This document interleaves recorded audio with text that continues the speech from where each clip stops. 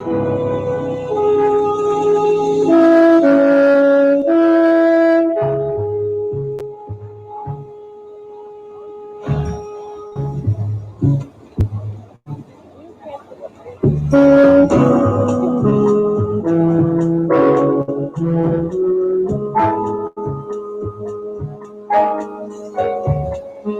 taught you to heat the color of your skin? Who taught you to heat the texture of your hair? Who taught you to heat the shape of your nose and the shape of your lips? Who taught you to heat yourself from the top of your head to the soles of your feet? Who taught you to hate your own kind? Who taught you to hate the race that you belong to? So much so that you don't want to be around each other. No, before you ask Mr. Muhammad, does he teach hate? You should ask yourself, who taught you to be what God gave you? Most of us, blacks, or Negroes and scholars, really thought we were free without being aware that in our subconscious, all those chains we thought had been struck off were still there. And there were many ways where what really motivated us was our desire to be loved by the white man. Malcolm meant to lance that sense of inferiority. He knew it would be painful. He knew that people could kill you because of it, but he dared to take that risk.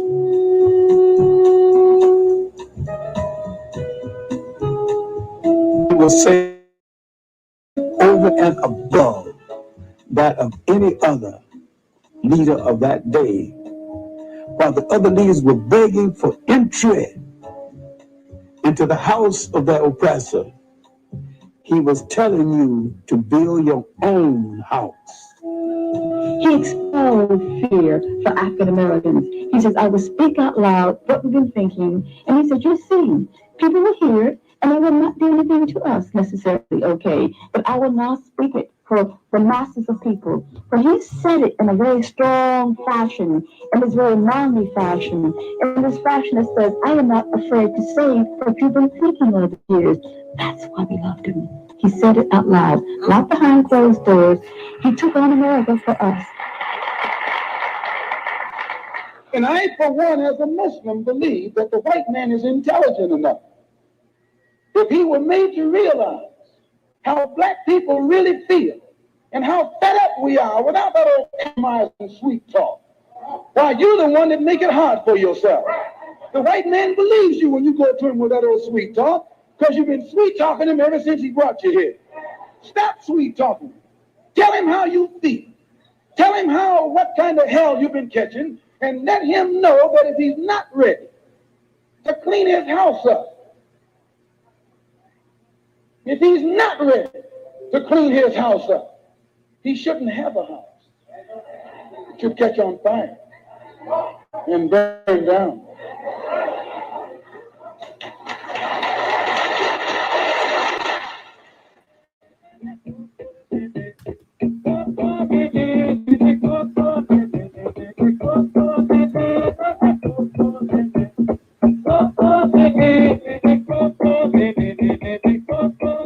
On these Harlem street corners, for most of this century, black people had celebrated their culture and argued the question of race in America. It was here that Malcolm first joined the street orators who gave voice to Harlem's hope and its anger. I taught nationalism, and that means that I want to go out this white man's country, because integration will never happen. You'll never, as long as you live, integrate into the white man's system. 125th Street and 7th Avenue was the center of activity among black street artists. When Malcolm arrived, technically he had no honor. So he established his base, you might say, in front of Elder Mishaw's bookstore.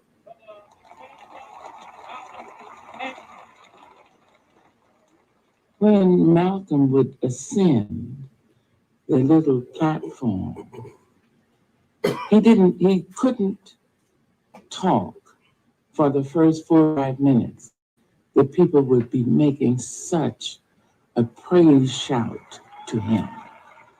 And he would stand there, taking his due. And then he would open his mouth. We call Mr. Muhammad a hate teacher because he makes you hate dope and alcohol. They call Mr. Muhammad a black supremacist because he teaches you and me not only that we're as good as the white man, but better than the white man. Yeah, better than the white man. You are better than the white man. That's not saying it. That's not saying we're not there just to be equal with him. What is he to be equal with? He compared your skin to his skin, while your skin looked like gold beside his skin. There was a time when we used to drool in the mouth over white people. We thought they were pretty because we were blind. We were dumb. We couldn't see them as they are.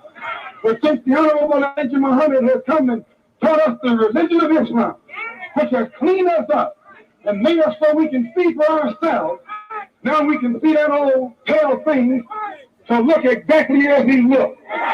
Nothing but an old pale thing. I came away from that rally feeling that with him, once you heard him speak, you never went back to where you were before. You had to, even if you kept your position, you had to rethink it. We weren't accustomed to being told that we were devils and that we were oppressors up here in our wonderful northern cities. And speaking for a silent mass of black people and saying it out front on the devil's own airwaves. And that was an act of war. When he came off the stage, I jumped. Power to the people, man. We back to do this maintenance. Power to the people, yo. We back to do maintenance. Wait. So much shit behind me. So listen. Power to the people, yo. We back to do this maintenance, man. I'm gonna be coming in and out doing my morning news. So, first story we gonna hit is the business leaders in the United States who are targeting women for the top jobs. A women's equality group said on Thursday, while like white men, black women can fill executive positions. They're held back by discrimination. And so there is going to be a surge, or there's going to be a movement to start letting black women occupy CEO positions, corporate jobs. This is according to theguardian.com. That the U.S. business leaders are actively promoting and recruiting black women to occupy some of the top jobs. So a bunch of the Fortune 500 companies will be doing that. Oh, yes. Power to the people, man. We back to do this maintenance. Power to the people, man. We back to do this maintenance, y'all. Yes, we are back to do maintenance. So that is our first story. I'm gonna give y'all a few stories. I ain't gonna, drag the shit out. I'm gonna try to make it real good, real easy. All of that. Let's go over here to our next story. Then I get back to the film. I will get back to the film. All right, we're gonna hit this next little story on up in here. All right, so now,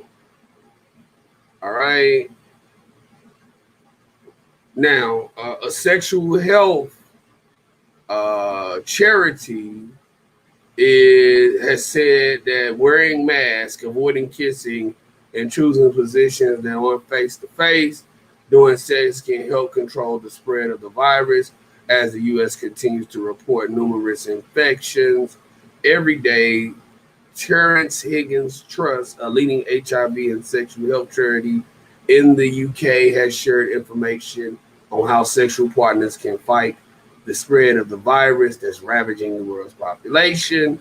So, according to, let me copy this right here, Terrence Higgins Trust, okay, according to Terrence Higgins Trust, these people are a sexual health charity, okay? We'll write that down right here. Okay, according to these people, God damn it, they won't let me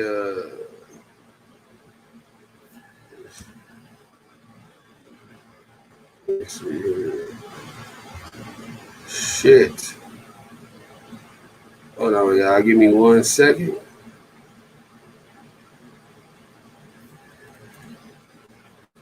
According to Terrence Higgins Trust, while you fucking, don't be kissing these motherfuckers in the mouth during Corona.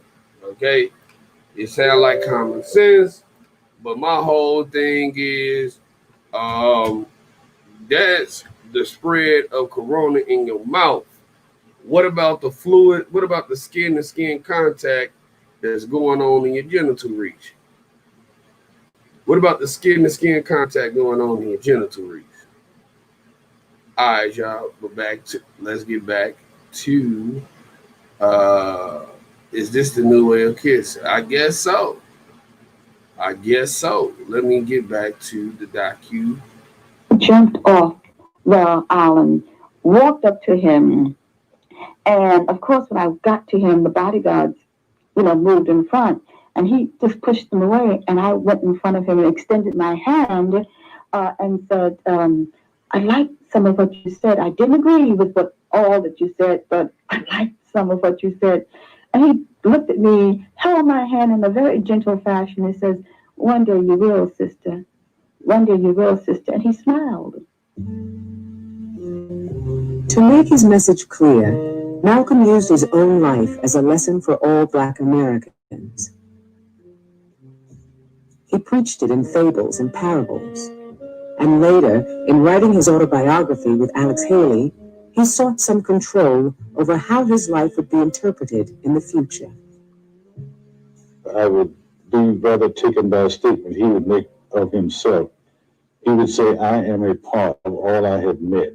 And by that, he meant that all the things he had done in his earlier life had exposed him to things, had taught him skills of one another sort of, all of which had synthesized into the Malcolm who became the Pope for the Nation of Islam.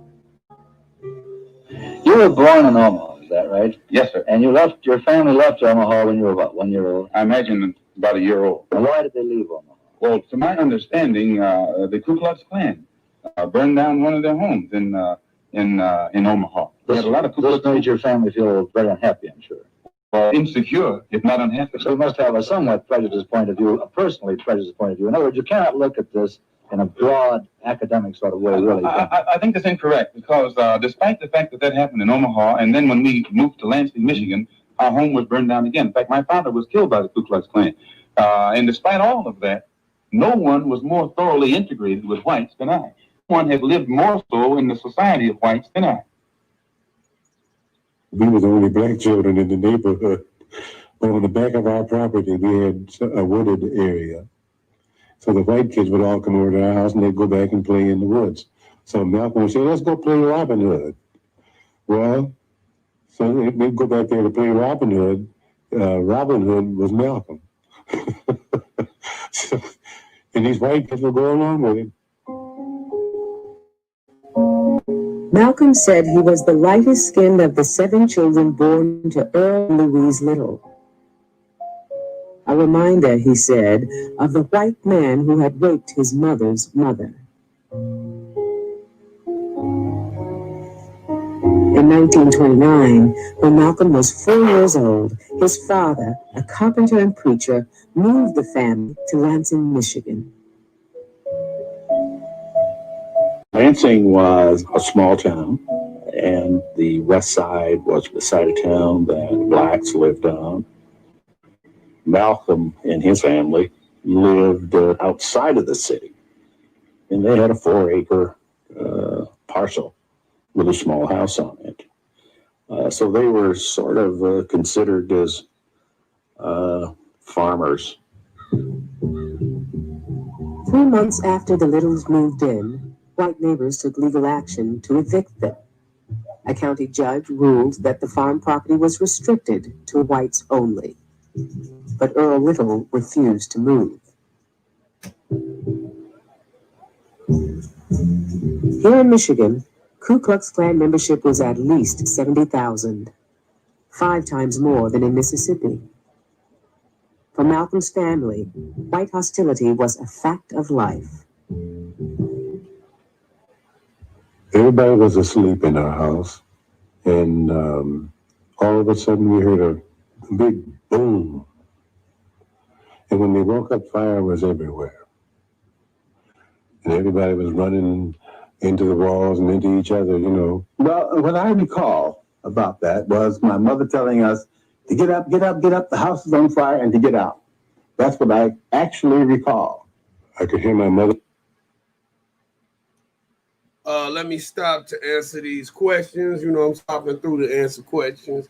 Hey, Trent, do you think it's quid pro quo for Black women being considered for high-profile CEO positions? Not that they aren't qualified or educated. I smell a political plot.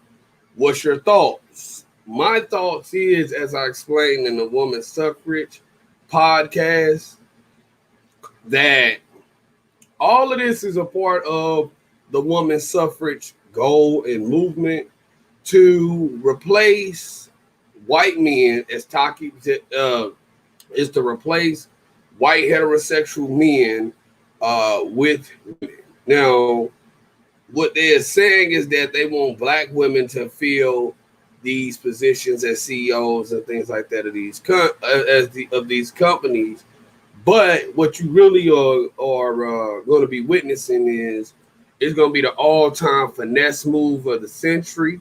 Once you learn the white man, you ain't got to learn anything else. What they're going to do is they're going to say that, hey, we're going to put women into these top roles. We want Black women.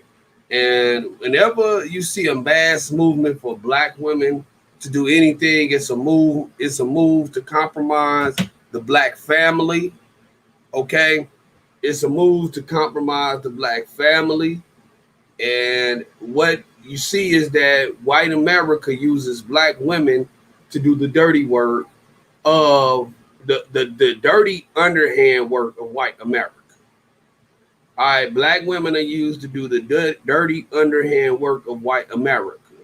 When they wanted to get the women's suffrage movement popping, then they went out here, they started the free love movement. Free love literally means you can fuck and suck whoever you want and nobody can say anything about it.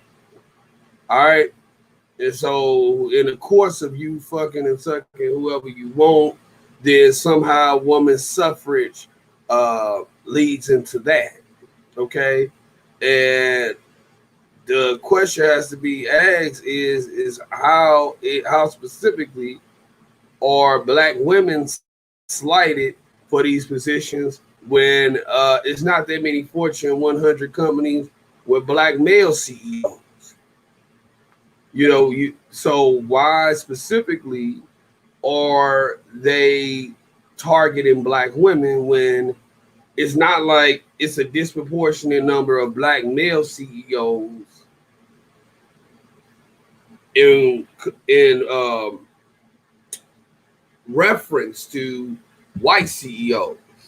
Okay, like it's not like we got our companies, our Johnsons and Johnsons, or you know, our Johnsons or Essence and Jet magazines, Black Enterprise. We got those CEOs. What I'm talking about, does a Black man run Mercedes-Benz? Do they run Rolls-Royce? Do they run Ford, the manufacturing company? Any of the Fortune 100 businesses, or are they ran by white men? I mean, or by Black men.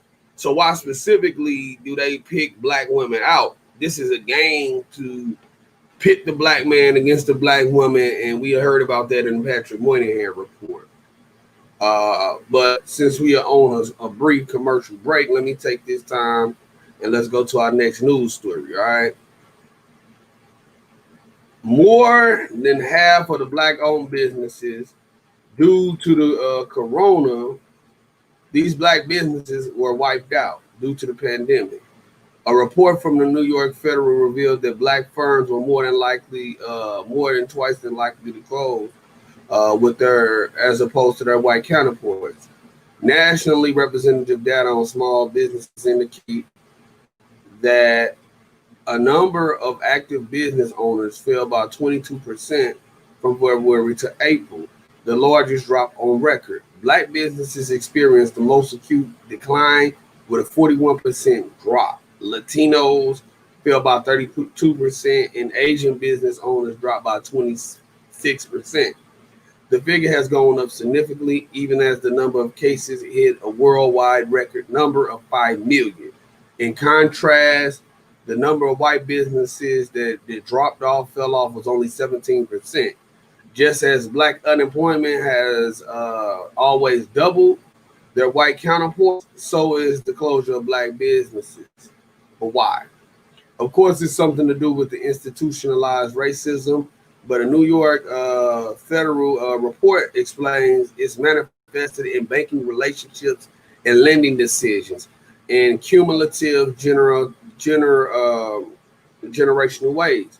Volumes of COVID-19 cases coincide with Black-owned business locations. 2/3 of countries with high levels of Black business activity pre-COVID-19 are in the top 50 COVID-affected areas, the report says. Meanwhile, the Paycheck Protection Program coverage gap saw Black-owned businesses left out of the government's release bonus. Only 20% of the businesses in states populated with Blacks qualify for the loans issued by the government. And in countries with the highest densities of Black-owned companies, the coverage rates were lower than 20%. Black-owned firms that were just recovering from a great recession that affected the bad met the crisis with weaker cash positions, weaker bank relationships, and pre-existing funding gaps. Even the healthiest Black firms were financially disadvantaged on the onset of COVID-19, the report said. The stress of the virus has added to years of systemic racism, economic disparity in the U.S., and as usual, Black businesses have been on the receiving end, even the ones that survived the shutdowns and were just beginning to reopen or being shut again. All right. So power to everybody who just coming in. Power to the people. Yo, we back up in here doing this maintenance. However, we got to talk about this. Okay. We got to talk about this. So what we are experiencing, give me 1 second, is Black businesses are being wiped out and decimated. We got a show coming. All right, it's over here on my calendar of events because thanks to y'all good people, y'all have made me start tracking my show. You know what I mean? I gotta track this shit because Opinionated is on its way up. We're getting a lot of recognition, and I gotta check my my research list because we got shows coming up. And what we're gonna do is we're gonna cover this in a show called Confessions of an Economic Hitman. Okay. All right. So we're gonna have a show coming up, and as of right now, it's last on my list, but it's gonna be called, Confessions of an Economic Hitman.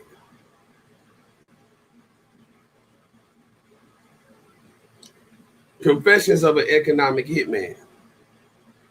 All right. This is yet another tally mark on an ongoing tally mark stemming all the way from chattel antebellum slavery to where you see America take the position of discriminating and ripping off poor black countries. Okay, the same way that the Pilgrims brought smallpox over to the Indians, this is what you see in a continuation of. Let me hit one more story because Don Russell wants this story covered. Okay, Don Russell, he just wrote a note. He wants story covered, right? So we're gonna give Donnell Russell that, right?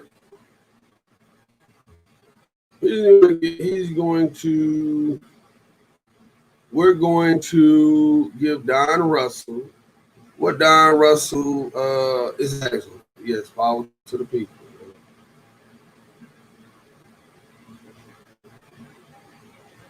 All right, now let's cover this.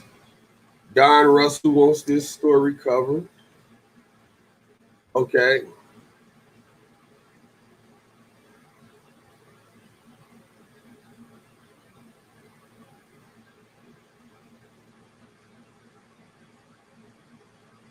R. Kelly's manager Donald Russell has been charged in New York threatening to shoot up a Manhattan screening room that was shown the Lifetime docuseries Surviving R. Kelly in 2018. The charges were announced today by the U.S. Attorney's Office for the Southern District of New York and the FBI. Russell was one of 3 Kelly associates arrested earlier this week for setting fire to a parked car in an attempt to intimidate a witness who was planning to testify in the federal sexual abuse case against Kelly. The singer has been in custody at a Chicago jail since last summer, when he was arrested on charges related to the sexual abuse of minors in Chicago and Brooklyn. In the latest charges, Russell faces 2 counts of threatening physical harm by interstate communication and conspiracy to do the same for placing a threatening phone call on December 4, 2018, to Manhattan's Naya House screening room. The threat of gun violence at the venue, the complaint alleges, was an attempt to prevent the screening of the Lifetime docuseries about allegations of Kelly's sexual abuse of girls and women. Related story, Surviving R. Kelly Part 2 prompts spike in calls to National Sexual Assault Hotline according to the complainer. Read it here. Russell, then located in Chicago, at first attempted to stop the screening by contacting an executive at Lifetime, then sent a cease and desist letter to the Naya House, a cease and desist. When those attempts failed, he tried contacting various law enforcement agencies in and around the theater to disrupt the screening. He then contacted a Naya House employee directly, apparently from his own landline in Chicago, to threaten that there was a person in the theater with a gun prepared to shoot up the screening. After receiving the threat, Naya House notified authorities, canceled the screening and evacuated the theater. As alleged, Donald Russell used threats of violence to stop a screening of a docuseries devoted to exploring allegations of sexual abuse against women and minor girls by the recording artist R. Kelly, by allegedly threatening shooting at the theater, said acting U.S. Attorney Audrey Strauss. Russell planted the screening, which was attended by a number of R. Kelly's alleged victims. Threats of gun violence aimed at intimidating and silencing victims of sexual abuse are unlawful as well as acceptable. FBI Assistant Director William F. Sweeney Jr. said, "It defies logic that a threat like the one alleged here could stop victims from speaking about their abuse." The violence Mr. Russell allegedly threatened succeeded shutting down one airing of the documentary, but was unable to silence the women featured in the film. With each of the 2 counts carrying maximum penalty of 5 years in prison, Russell faced up to 10 years on the charges. He was expected to appear in the Brooklyn courthouse today. The 2018 screening incident was referenced in the docuseries sequel Surviving R. Kelly Part 2. See the clip below at the 1:27 mark. Subscribe to Deadline breaking news alerts and keep your inbox happy. Read more about Donald Russell R. Kelly surviving R. Kelly 4 comments. More from Deadline. President Donald Trump's younger brother Robert dies at 71. Vancouver production to restart as British Columbia unions reach agreements with U.S. studios, including Sony Pictures TV. Now, let me get right back over here. Let me show y'all something. Okay. Yeah. Okay. Let me try to add video. Well, what up, motherfuckers? What up? Let me show y'all something.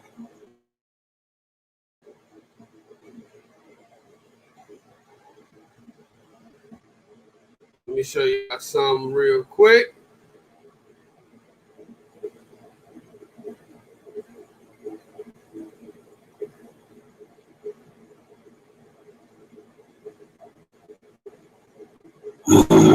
Shit. What up? Okay. Show y'all something real quick. All right. If we go right here, this is a video I did called Don Russell's Witness Intimidation Comes to Light. He said, read the actual news here. And to which I just replied, the article said that nigga that you intimidated witnesses. You know? Did y'all just hear it? Because I had the professional dude read it to you. Yeah, what's going on, E-Class? Hey, you just celebrated a birthday. Everybody say happy belated birthday to my girl E-Class, Erica. Everybody give Erica some show her some birthday love. What's going on, Miss Fat? As you can see, Don Russell in this comment right here, he wanted that report, this report right here, to he said read the actual news here. And the way that he says read the actual news is as though I misrepresented what was going on. I didn't put no extras on that shit. I didn't put nothing. I ain't put no extras on there. And I didn't pull no punches neither. I said what I said. I said what I said. I said what I said. Okay. So I want y'all to see Don Russell's comments that said, read the actual news here. All right. Read the actual news here. All right. Now, Nisha Mitchell said, do you think the government is going to try to pin R. Kelly for what the others have allegedly done? Yeah, that's what they doing. Yeah. I mean, you know, if you've been paying attention for the past 2 years while this been going on, don't you think the government has already shown you they are pinning him for stuff that other people done done? I mean, come on now. We got to be past some of these questions now. That's self-evident. We hold these truths to be self-evident. The government is going to try to hang this man by balls. If y'all want to see the video that got Don Russell, all up in a fit, then let's see. Let me share it with you. Okay. This is the video that has Don Russell feeling some type of way. I'm going to go ahead and drop that off in the chats. All right. Okay, so if y'all click on that video link, then, y'all can see the video that they got Don Russell panties in a bunch. However, get right back to this Malcolm X. My mother yelling, I hear my father yelling. And so they made sure they got us all rounded up and got us out. The house burned down to the ground. No fire wagon came, nothing. And we were burned out. Malcolm's father, Earl Little, accused local whites of setting the fire. The police accused Earl and arrested him on suspicion of arson. The charges were later dropped. In the city where we grew up, whites would refer to us as those uppity niggers or those smart niggers that live out south of town. In those days, whenever a white person referred to you as a smart nigger, that was their way of saying, this is a nigger you have to watch because he's not dumb. My father was independent. He didn't want everybody to feed him. He wanted to raise his own food. He didn't want anybody to exercise authority over his children. He wanted to exercise the authority, and he did. He was always speaking in terms of Marcus Garvey's way of thinking and trying to get Black people to organize themselves, not to cause any trouble, but just to work in unity with each other toward improving their conditions. But in those days, if you did that, you were still considered a troublemaker. In the 1920s, Marcus Garvey, a Black nationalist, preached that Black Americans should build a nation independent of white society. With membership in the hundreds of thousands, Garvey's Universal Negro Improvement Association sought closer ties with African countries. The UNIA had its own flag, its own national anthem, and an African Legion pledged to defend Black people at home and abroad. The U.S. Bureau of Investigation labeled Garvey one of the prominent Negro agitators. The federal government deported him in 1927, but Malcolm's parents remained Garveyites. Earl recruited new members. Louise wrote for the Garvey newspaper. My mother is the one who would read to us the Garvey paper, which was called the Negro World. And she also would talk to us about ourselves as being independent. We shouldn't be calling ourselves Negroes or niggers, and that we were Black people, and that we should be proud to call ourselves Black people. What is your real name? Malcolm X. Is that your legal name? As far as I'm concerned, it's my legal name. Would you mind telling me what your father's last name was? My father didn't know his last name. My father got his last name from his grandfather, and his grandfather got it from his grandfather, who got it from the slave master. The real names of our people were destroyed. Was there any line, any point in the genealogy of your family when you did have to use the last name? And if so, what was it? The last name of my forefathers was taken from them when they were brought to America and made slaves. And then the name of the slave master was given, which we refuse. We reject that name today. You mean you won't even tell me what your father's supposed last name was or gifted last name was? I never acknowledge it whatsoever.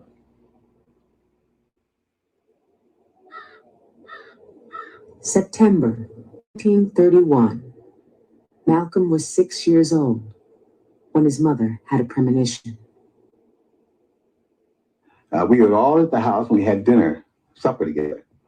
And my mother was holding Wesley, who was my youngest brother.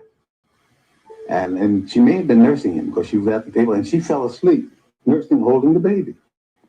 And my father had gotten up and went in the bedroom to clean up, to go down and collect money. And she woke up and she said, Earl, don't go downtown. She said, if you go, you won't come back. That night, around 11 o'clock, Earl Little was found in an isolated area outside Lansing. His body almost cut in two by the wheels of a streetcar. The police reported Earl Little's death an accident. There was a cloud over that whole issue because at the time it was perceived that rather than an accident with a streetcar, that Earl Little had really been pushed under the wheels of the streetcar. As a matter of fact, I remember hearing just that language, that he was probably pushed under the wheels of that streetcar. My father's death caused a great great shock in the family because he was power. He was the strength. We were organized. We were a structured family. When we got out of school, me and my brothers and sisters, we'd come right home and go to work in the garden, clean up the chicken shed, and get ready for the night. And get up in the morning and all this. We'd pump the water and bring it in the house and all that. This was while Dad was alive. Because to not do this brought the consequence of a whipping. So we were disciplined. And then after my father got killed, and my mother's inability to run as fast as I could run, or Malcolm, enabled us to get away with a lot of things we wouldn't have tried to get away with. So we got looser and looser. Louise Little struggled to raise her 7 children through the years of the Great Depression. She reduced to where she has no income. She got jobs. She was a proud lady. She had a lot of pride. She sewed. She crocheted gloves for people. She did a lot of things, not to be dependent solely on welfare. She didn't like them telling her what she could do and what she couldn't do. And this is one of the main things that devastated her more than anything else. As time went by, you could see she was wearing down.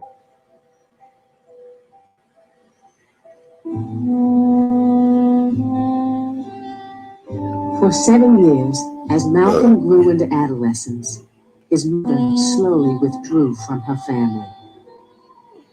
2 days before Christmas, 1938, Louise Little was diagnosed as paranoid and was sent to Kalamazoo State Hospital. And when I came home from school one day, and she wasn't there. I can remember being empty because my mother had never liked us. And I felt, the pain of her being gone every day. And it was only going to be a couple of weeks. She was going to get better and come right back home. And it turned into years. Louise Little would remain at Kalamazoo for the next 26 years. The 13-year-old Malcolm watched as the courts split up his family, assigning the younger children to foster homes in Lansing and sending him to a white community 10 miles away. In the past, the greatest weapon the white man has had has been his ability to divide and conquer. If I take my hand and slap you, you don't even feel it. It might sting you because these digits are separated. But all I have to do to put you back in your place is bring those digits together. Here was a man who, in the 8th grade in Michigan, a school where I think he was the only black in his class and one of the few in the school, had been an outstanding straight A student, who had been, in fact, the president of his class. And all the others were white in the 8th grade. Obviously, he had to be exceptional to be those things. And then you had the Malcolm who had left school and who had gone to Roxbury, Massachusetts, where he had gotten his first exposure to what might loosely be called hustling.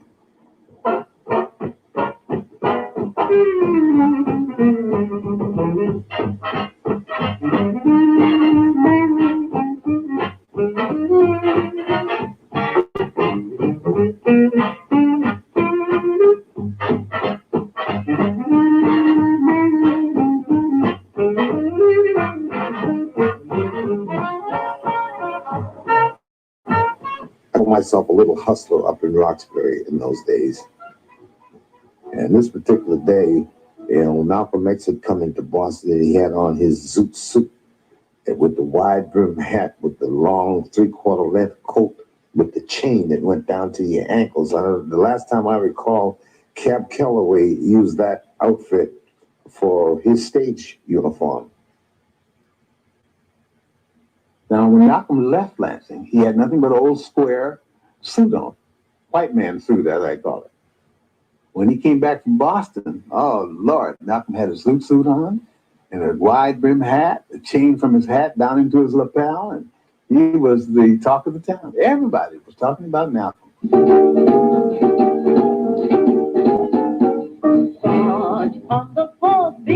then when he was dancing on the floor and he was floating around, those pants were like he was a floating balloon. And that coat was like a wing. The way he'd be dancing and flying around with that big 10-gallon hat on and a chain ringing. And this used to really shake up the girls. When you do, you'll not get to pin the killer squad. It's the blue squad. It's the best blue squad. In Boston, they call him New York Red. In New York, they call him Detroit Red.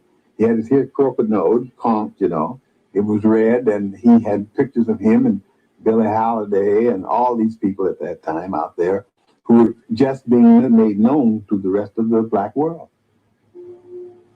Malcolm worked the kitchen crew on the New Haven Railroad between Boston, New York, and Washington, D.C.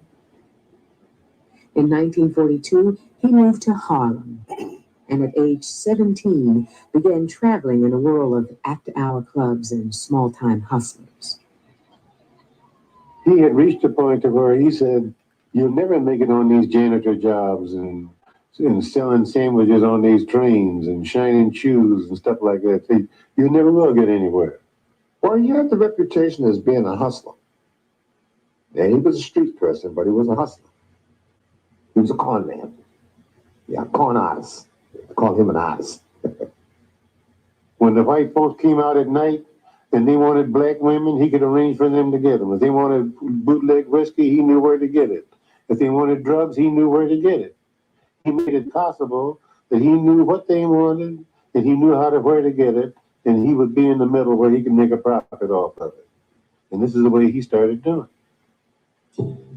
Looking back at that time, Malcolm said only 3 things worried him: jail, a job, army. To avoid serving in World War II, he told his draft board that he wanted to organize black soldiers to kill whites. He was judged unfit for the military. Malcolm's gambling and drugs in Harlem nightlife were expensive. He had already been arrested twice for petty crimes. When he moved back to Boston in 1945, he organized a gang to burglarize. Listen, y'all hear that? Y'all hear that? When he finally got some sense in his ass, they said that he was unfit to serve in the army.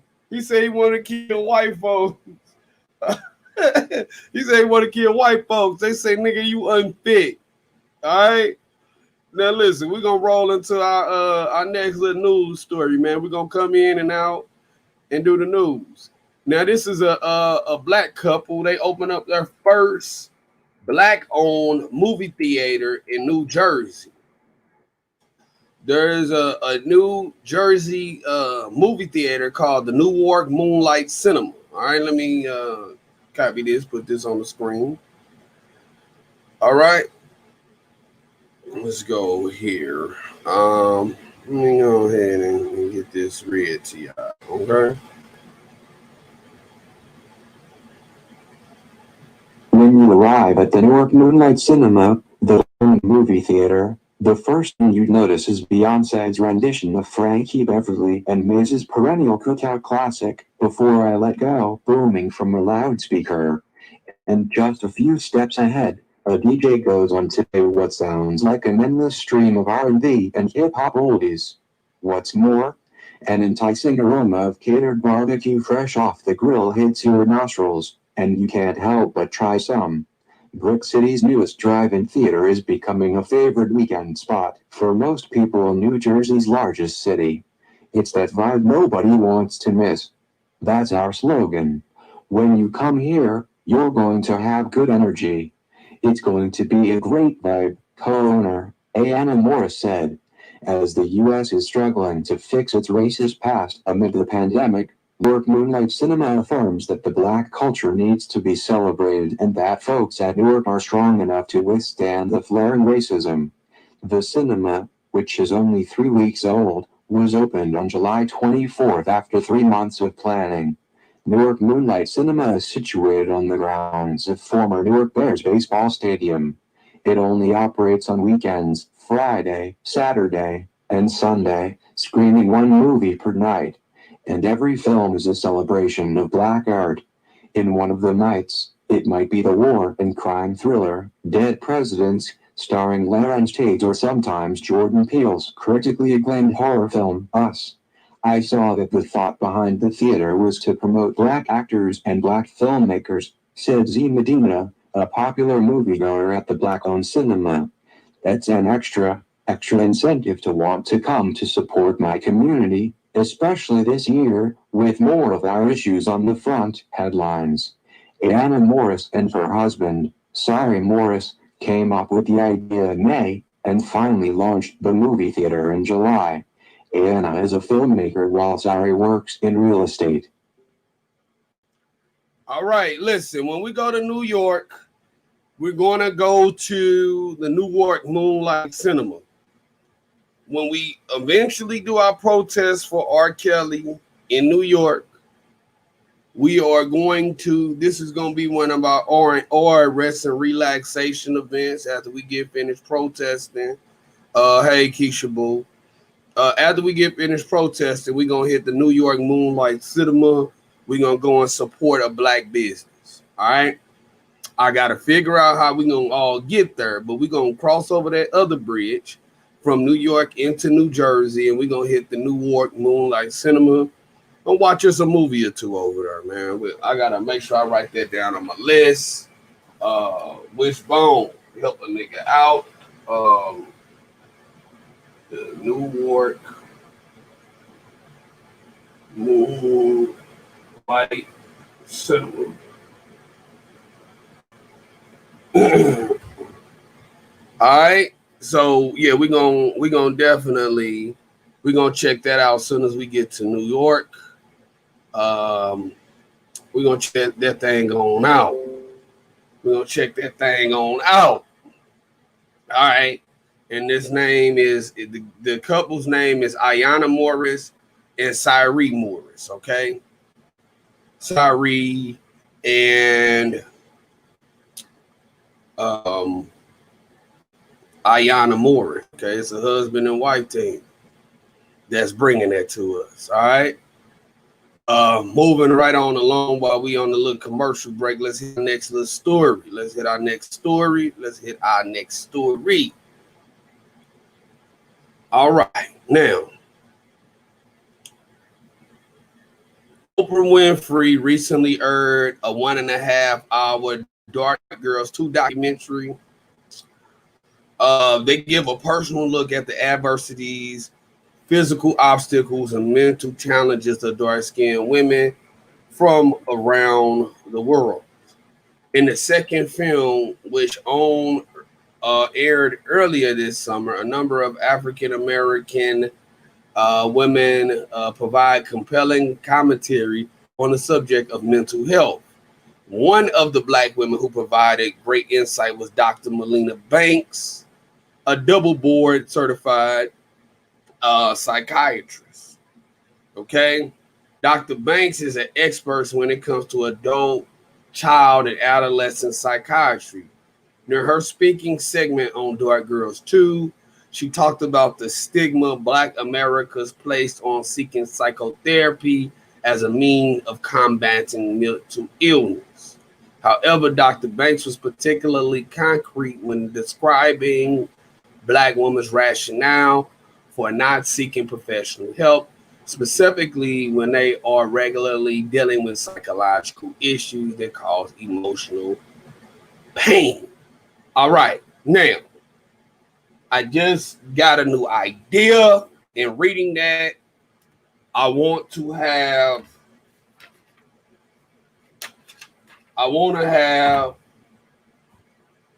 the Dark Girls panel. I want to have a Dark Girls panel. Okay. I'm writing this down for my show topic. I'm going to see if I can get Dr. Rogers.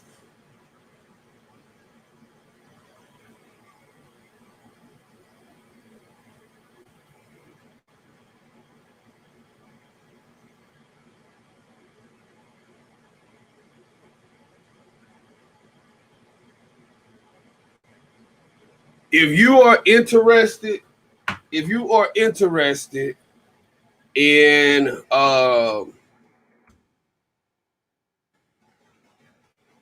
if you're a dark-skinned woman, and you have enough courage,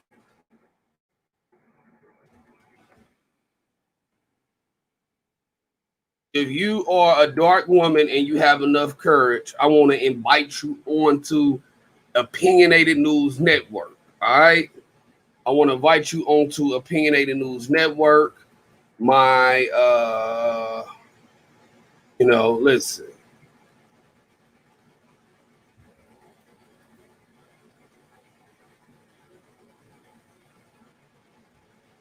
This is my email address. This is my email address here. All right. If you're a dark-skinned woman, you want to share your story as far as how life has been cumbersome for you, and come on screen and all of that stuff, then yeah, for sure. I want this Friday. This is when we're gonna do this. This Friday evening, Keisha, fuck it, y'all. Keisha and Wishbone, y'all can come on Thursday. Y'all can come on Thursday. All right, we're gonna have the light women's panel, okay, and then we're gonna have the dark women's panel on Friday. All right. I want to tackle this, okay? I want to tackle this. You know what? We're gonna do it all on Friday. Okay. We're gonna do it all on Friday. I want Keisha Boo. I want Wish to come on. We're gonna do we might do 2 hours, 2 segments of it. The first segment, I want to get the light skin. The second segment, I want to get the dark skin. And then I want to call everybody back, maybe third hour, and we talk about it in depth on the third hour. You know, send me a picture. All right. Send me a picture to my email, opinionated@protonmail.com. It could be your glam picture. Just if you don't really look like the picture, just make sure you have on makeup so we don't be like, no, it's not because you had an incident because of your skin. It is because we really want to talk and generate the conversation. All right. We want to talk and generate the conversation. Okay. Yeah, I mean, well, listen, we want to talk about it. We want to talk about it. When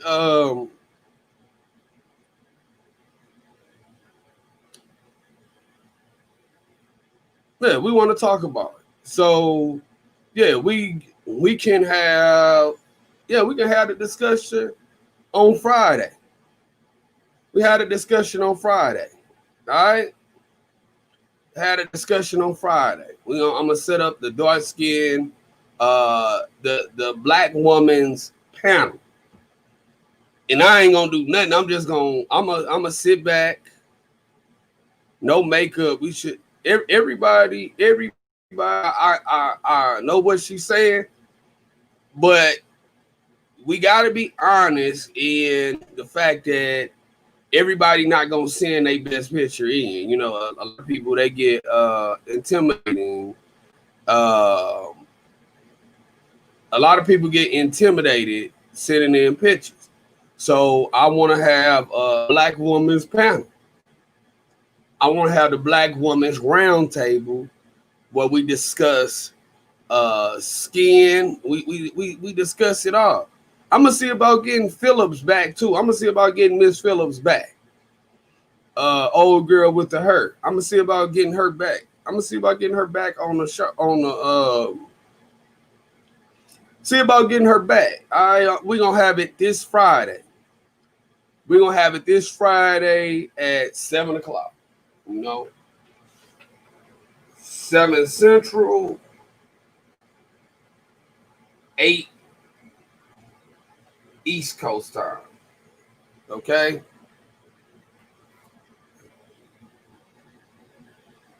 Everybody ain't you are natural. Yes, you is. Keisha Booby.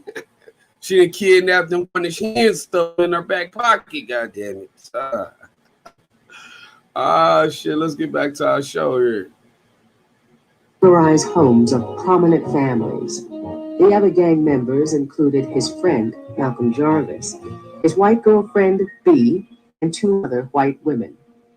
This girl knew that these people were down in Florida at that time of the year. There was nobody home. So we broke into the house and we'd get some of their valuables, and Malcolm would take most of the stuff and pawn it and get money for his gambling habit. After 2 weeks of doing this, that's when the case broke, when he made the mistake of going to the pawn shop to retrieve a watch with over $1,000 that came out of one of the houses. And that's when he was arrested by 3 policemen. Malcolm Little, Malcolm Jarvis, and the 3 women were charged with breaking and entering. The fact that 2 black men were with white women became an issue in the court. Malcolm was definitely involved with 2 white women, and this is what made the case so powerful, so outrageous. The women testified that Malcolm had forced them to participate in the burglaries. The 2 men received a maximum sentence, 8 to 10 years in state prison. When they sentenced us, I went out of my mind. I reached up and grabbed the bars of the cage and I shook him, almost shook him right up off the floor, and I hollered at the judge and I said to him, "You might as well kill me as to give me 10 years in jail." Well, I was in what they call a bad Negro. I was one. And I knew what I saw was real. I knew there wasn't anything funny about it. I knew that when they laughed all together, they were laughing, the Lord, look what we did. We did it to the Negro. Then they had the unintimidated. Now, let me stop it right there one more time. Because I was asked by somebody close to the show. Y'all all know her. They said that I don't like white women, or that I really mess with white women for real. But as you see right there, that's the reason why I won't really get romantically, sexually involved with a white woman, because as you see with these 2 niggas here, they was rolling with these women, they was doing these crimes with these white women, and then when the police came down, the white women said it was them niggas that made me do it, and then them niggas had to do about 10 years in the penitentiary. So I'm good. Gone. To ask the girls before they took them out of there to press charges against us for rape, the girls wouldn't do it. Malcolm Little was 20 years old, facing 8 to 10 years in state prison. He had wandered far from the Garvey pride and independence his parents had preached. He was now prisoner number 22843.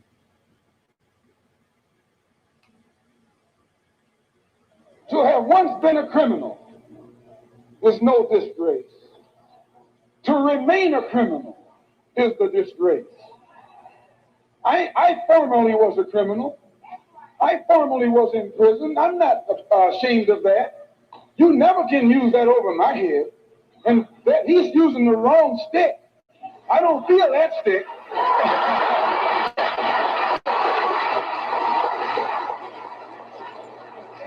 They charged Jesus with sedition. Didn't they do that? They said he was against Caesar. They said he was discriminating because he told his disciples, go not the way of the Gentiles, but rather go to the lost sheep. Go to the people who don't know who they are, who are lost from the knowledge of themselves, and who are strangers in a land that is not theirs. Go to those people. Go to the slaves. Go to the second-class citizens. Go to the ones who are suffering the brunt of Caesar's brutality. And if Jesus were here in America today, he wouldn't be going to the white man. The white man is the oppressor. He would be going to the oppressed. He would be going to the humble. He would be going to the lowly. He would be going to the rejected and the despised. He would be going to the so-called American Negro.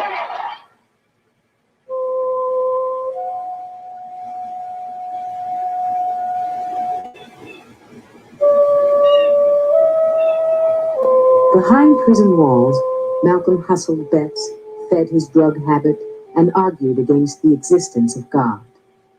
The men in the cell block called him Satan. But at the same time, encouraged by an older black inmate, Malcolm began reading and taking English courses. Malcolm described vividly prison life, that he was in effect lonely and limited, but had plans for, he was going to do a lot of reading. And he certainly did a lot of writing, because I think there were times when he probably wrote to me every week.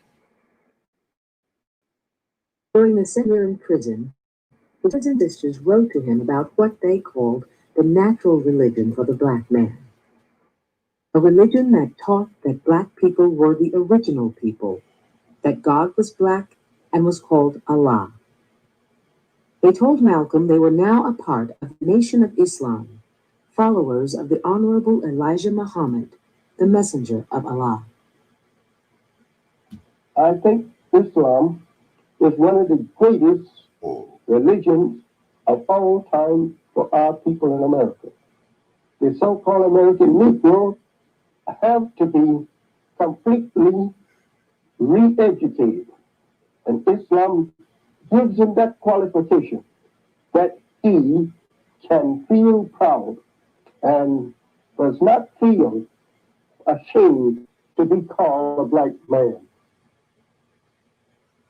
I came into the Muslim movement in 1947 and then started bringing my brothers and sisters in. And we already had been indoctrinated with the Marcus Garvey's philosophy. So it didn't have anything to do with convincing us about we were black and should be proud. We were already there when we came in. So I wrote to Malcolm and told him about, I said to him that he would believe in Allah, that he would get out of prison. And that's all I wrote, because I know he had very low tolerance for religion, and I didn't intend to lose that tolerance. Malcolm's brothers and sisters wrote the young prisoner that black people in America were part of a lost tribe, soon to be delivered out of bondage, and that whites, according to Elijah Muhammad, were a race of devils whose domination on earth was about to end. At first, he liked every bit of it, except one thing he couldn't understand, and that was the part they were teaching about the white man being the devil. Malcolm wrote to Elijah Muhammad. Elijah Muhammad answered. And when he answered, he cited a part of the portion of scripture. And then he gave him the key. He said, the key, the Bible is the book, that everything that takes place in that Bible is on this earth. So you don't have to die to go to hell. You can catch hell while you're living. And the white man is the one that's putting that on you.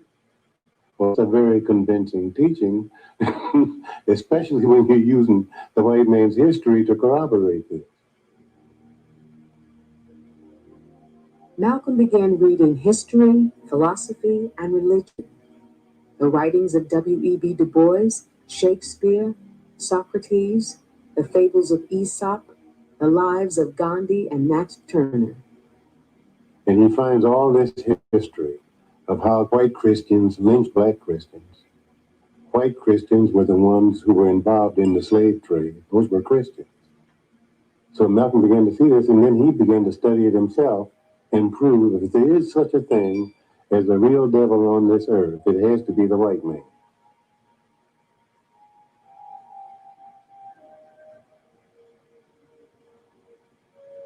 Elijah Muhammad told Malcolm to submit to Allah.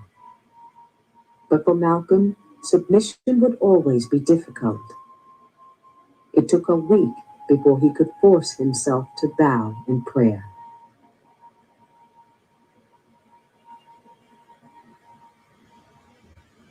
Later, to help spread the teachings of Elijah Muhammad, Malcolm joined the prison debate team, competing against visiting college teams from Harvard and MIT.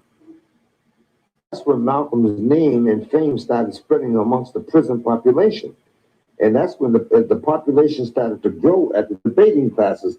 Most of the fellows used to come over out of curiosity just to hear him speak. In 1950, Malcolm wrote to the governor demanding the right to practice the Muslim religion in prison.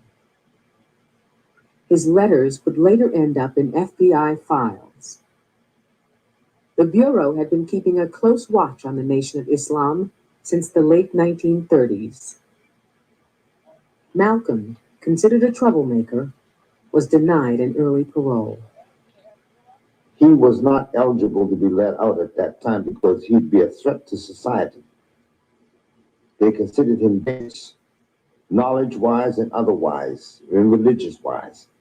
He would have been like a rotten apple in the barrel of 1,000. He was going to spoil many. On August 7, 1952, after 6.5 years in prison, Malcolm was released. Within a month, he was accepted into the Nation of Islam. Malcolm Little had become Malcolm X.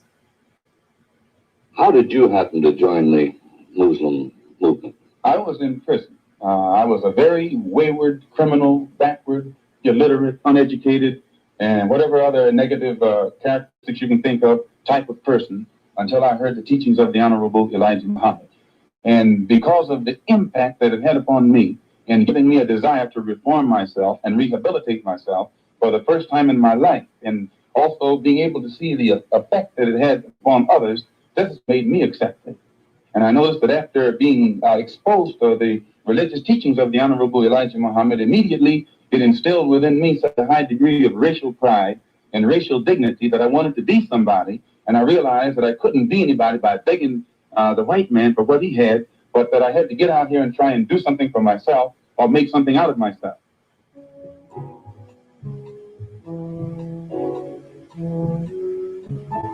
The first time I recall seeing Malcolm was at the home of my father, Honorable Elijah Muhammad. And I saw a thin man, tall man, young man, reddish face. And if he was just meeting you, the first thing you would get from him is a smile.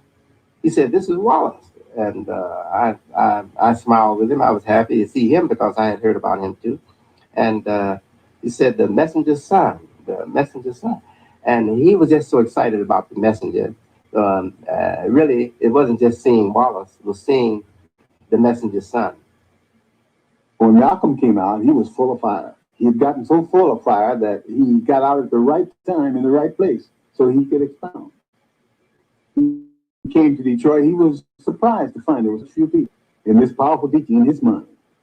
And he says, "I'm surprised that you are sitting here and so many empty seats." He said, "Every time I come out here," he said, "this place should be full."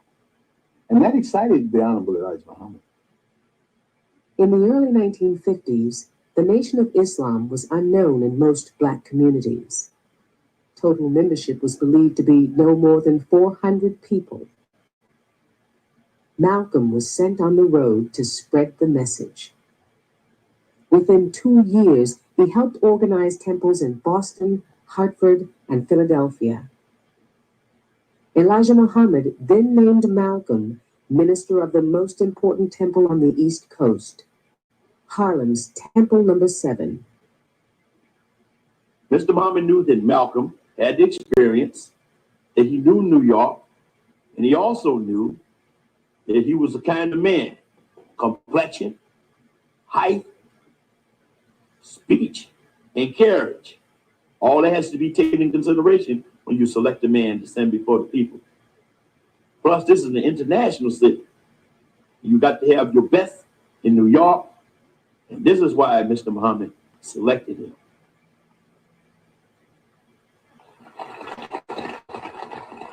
In 1955, when Elijah Muhammad visited the New York Temple, it was to inspect the work of the ambitious and outspoken young minister who had transformed tiny storefronts along the East Coast into a congregation of thousands. Malcolm X and Elijah Muhammad's message made a whole lot of people feel whole again. human being again. Some of them came out and found a new meaning to their manhood and their womanhood. Had Elijah Muhammad tried to introduce an orthodox form of Arab-oriented Islam, I doubt if he would have attracted 500 people. But he introduced a form of Islam that could communicate with the people he had to deal with. He was the king to those who had no king. He was the Messiah to those some people thought unworthy of a Messiah.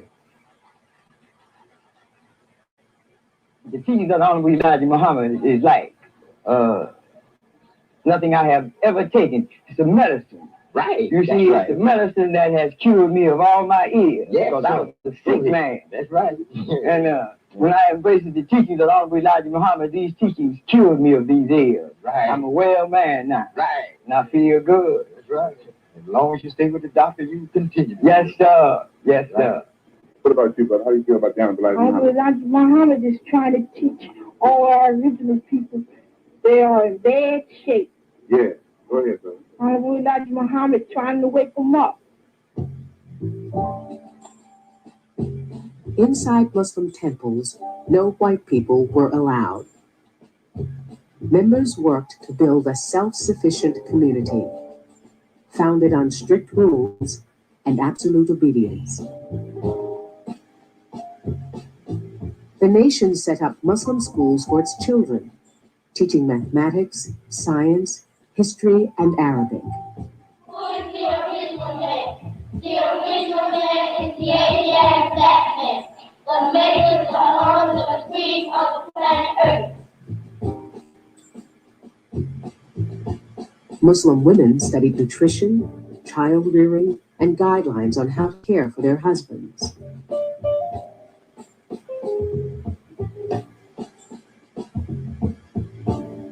Muslim men studied parental responsibility, history, and religion. The elite corps, called the Fruit of Islam, was trained in hand-to-hand combat and was expected to protect the temples and to punish any members who spoke out against the messenger. I was surprised when I went into a couple of the Muslim families, the faith that they had in Elijah Muhammad and in Malcolm. I asked one father, I said, suppose your son came home one day and told you that he was renouncing the Muslim religion. He said, I would turn him from my door and would never allow him in again. So I asked Malcolm about that. He said, he meant it, and he would do it. I said, not worry about what happened to his son? No, he wouldn't worry about what happened to him. His allegiance was Elijah Muhammad. To help expand the Nation of Islam, Malcolm created a newspaper, Muhammad Speaks, and persuaded other black newspapers to carry the Messenger's weekly column. His strength was, once he believed in a thing, he would give everything he had to it, all of his energies. He'd work, he'd become a workaholic. He worked day and night for it. He only required around 4 hours sleep, and many times wouldn't get that. And you just kind of wonder, how can anybody keep up that kind of a pace? But he did it, day in and day out. Plus, on top of that, he's reading. He's reading papers, keeping up what the news is. He's just a person that's tuned in to life in such a way that he doesn't miss too much of it. At age 32, after devoting 5 years to building the nation, he sought the approval of Elijah Muhammad to marry Sister Betty X, a college-educated member of Harlem's Temple No. 7. In the years that followed, the demands of his ministry allowed little time for his growing family. Sometime, if I could catch him, would have to read to the children. They would always want the story read again so that they would would really just wait until he was on the last page and said, read it again, read it again, read it again, you know, and so that he started giving the books different endings. He had a beautiful sense of humor, especially when he was kidding me about pork and whacking me back and saying that you're a decent human being, smart historian. I'm going to give you 99 as a human being, and you stop eating pork, I'm going to give you 100. Yo. So listen, we back. I want to do a little commercial break. We'll do a little commercial break, and we want to talk about Michelle Obama. Michelle Obama on her podcast talked about how her husband, former president, number 44, Barack, used to deal with her menopause meltdown. Okay? She's one of the most talked about podcasts on the streets. And on the August the 12th episode, she discussed candidly how her OBGYN, Dr. Sharon Malone, about her own menopause journey and taking hormones, and I am too hormone taker, at low risk at all other fronts because I have a very healthy baseline. And well, I was experiencing hormonal shifts because of infertility, having to take shots and all that. I experienced night sweats even in my 30s. And when you think of other symptoms that come along, just hot flashes, you continue. I mean, I had a few before I started taking hormones. I remember having one on Marine One. I'm dressed. I need to get out, walk into an event. And literally, it was like somebody put a furnace on my core and turned it on high. And everything started melting. I thought, well, this is crazy. I can't do this. Marine One is the U.S. Marine Corps aircraft that carries the President of the United States. Miss Obama also explained how supportive her husband was. Barack surrounded women in his cabinet, many going through menopause, and he could see it. He could see it in somebody because the sweat would start pouring. She added, he didn't fall apart because he found out there were several women in his staff that were going through menopause. It was sort of like, oh, well, turn the air conditioner on, because there's a lot of functions of day-to-day life when you're going through menopause that just don't work. Wearing a suit. There's a lot of stuff that women need to talk about so some of these cultural norms can change. So, we're going to talk about this. We got to talk. We got to have this woman's discussion. We got to have this woman discussion on Friday, y'all. We got to have this woman's discussion. Had a beautiful sense of humor, plus the fact that when you got to know him, he was kind of shy.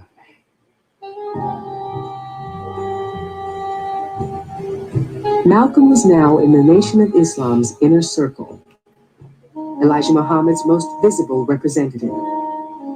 He had the messenger's confidence and the loyalty of thousands of Muslims. In a sense, Malcolm had found a father. Elijah Muhammad had found another son.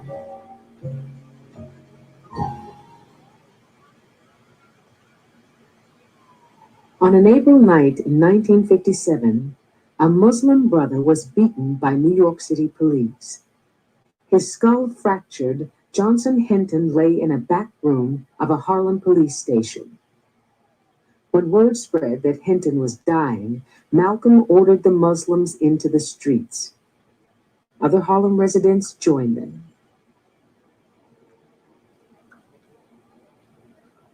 The community had endured a long history of police brutality. Many considered the police an occupying force. 28th Precinct was notorious for the prejudice. Naturally, when the people saw us come out there, that was the first time that anyone had marched on the 28th Precincts in protest of something that they felt that wasn't right. I don't know what would have happened in Harlem that night, because the atmosphere was not, it was, as I think the word they use is charged. Well, this atmosphere was explosive. Malcolm demanded medical treatment for Hinton. After a long negotiation, police agreed to send the prisoner to Harlem Hospital. But even then, the Muslims refused to disperse. This sergeant, he came out and tried to chase the Muslims who were standing across the street. And Malcolm came out and told him, "You can't do that." He said, "They're not going to move for you." Malcolm said, I'll send them away." He went out to the front of the station on the first step and just waved his hand, and the people walked away. A police commissioner on the scene remarked, "That's too much power for one man to have." Malcolm would later take New York City to court and win the largest police brutality settlement in the city's history. And they realized that anytime a person could wave his hand and have a large number of people automatically move away without any conversation, that by the same token, that same man could wave his hand and cause those people to create some kind of disturbance if he wanted to. I believe from that point on, the police department and the political people in New York City began to realize they had a significant force in the city to deal with.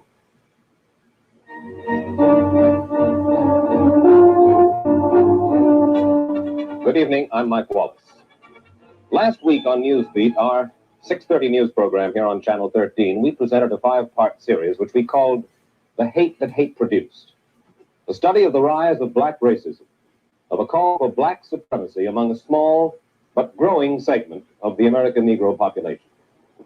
We have come to hear and to see the greatest and the wisest and most... This 1959 documentary was the first television portrayal of the internal activities of the Nation of Islam. Malcolm saw the television program as an opportunity. Elijah Muhammad was against it. Mr. Muhammad told Malcolm no. It wasn't going to do any good. All it would do is hurt us in our work and what we were trying to do. Malcolm wasn't satisfied. He didn't insist, but he continued to ask Mr. Muhammad, could he do it? Mr. Muhammad reluctantly agreed. I charge the white man with being the greatest liar on earth. I charge the white man, ladies and gentlemen of the jury, with being the greatest murderer on earth. I have charged the white man with being the greatest adulterer on earth. So therefore... Here was this auditorium overflowing, thousands of people, about an organization I knew nothing about. I found it difficult to credit when I saw it. And of course, when we put it on the air, New Yorkers, because that's all who saw it, were stunned that there was this organization, the Black Muslims, about which white New Yorkers simply knew nothing. Minister Malcolm X, as he addresses a non-Muslim audience. How could so few white people rule so many black people? This is the thing you should want to know. How could so few? The white man today will tell you that thousands of years ago, the black man in Africa was living in palaces. The black man in Africa was wearing silk. The black man in Africa was cooking and seasoning his food. The black man in Africa had mastered the arts and the sciences. He knew the course of the stars in the universe before the man up in Europe knew that the earth wasn't flat. Is that right or wrong? I was amazed at his capacity to communicate and at the naked honesty with which he expressed his feelings about black people, about white people. He scared me. I'm sure he intended to. But certainly after I saw him and the hate that hate produced, I knew that I would never forget this man. When I first saw Malcolm on the television, he scared me also. Immediately the family said, turn off that television. That man is saying stuff you ain't supposed to hear. Of course we did. But always, you know when the sun comes in the window and you kind of jump up to get it, to close the blinds or pull down the shade, but before you do that, the sun comes in. before each time we turned the television off, a little son came in. While the documentary helped bring in new converts, the racial views of the Nation of Islam shocked white America and many in the black community. Preaching of racial hatred and racial advantage and the bigotry involved is a thing, whether it's colored or white. For years, the NAACP has been opposed to white extremists preaching hatred of Negro people, and we are equally opposed to Negro extremists preaching against white people simply for the sake of whiteness. Most in the civil rights movement believed that integration was the way to solve America's racial problems. But Malcolm preached that black people were able to solve their own problems without the help of whites. At a time when black Americans began identifying with freedom movements in Africa and Latin America, Malcolm developed alliances with revolutionary leaders from around the world. He encouraged black Americans to see themselves not as a minority, but as a part of a world majority. The rise of African nations, concurrent with the spread of the Nation of Islam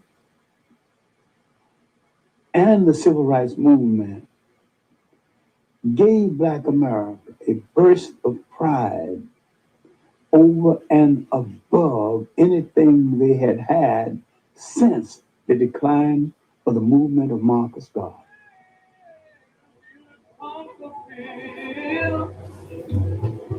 Wipe away your tears, that's the benefit of our unity.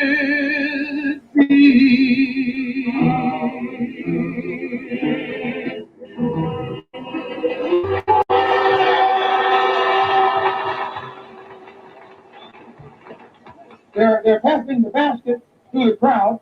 I think everybody standing there should put $1 in that basket. Don't you think you should? Sure, these are freedom dollars, brother. We're not asking you to give us some money to make us rich. We put up businesses. Down the road with Elijah Muhammad has set up more businesses than any black man in America. The Nation of Islam, with its interlocking corporations, was now reputed to be the largest black-owned business empire in the United States. The Nation of Islam during the early 60s was perhaps enjoying its best days. We were opening restaurants and grocery stores and seeing Muhammad Speaks paper compete with other black papers. We were seeing Malcolm on television kind of frequently. We were proud of him. In our opinion, he's doing an excellent job of representing the Honorable Elijah Muhammad and the Nation of Islam. We were seeing the fruit of Islam now, not just going through exercises in some small facilities, but we were seeing them in great numbers, hundreds of them on the streets of big cities like Chicago and New York and Los Angeles. My view of the fruit of Islam was that these were the absolute baddest, cleanest brothers I had ever seen in my life. There was some bad blood, you know what I'm saying? I mean, you did not mess with the FOI. When they came out on the street, people said, yes, sir. The growing presence of the fruit of Islam attracted police attention. There were increasing numbers of confrontations and arrests. Malcolm warned that members of the FOI would always obey the law, but would also defend themselves if attacked. Cities across America, police agencies were determined to contain the black Muslims. It was only a matter of time before the two forces would again collide.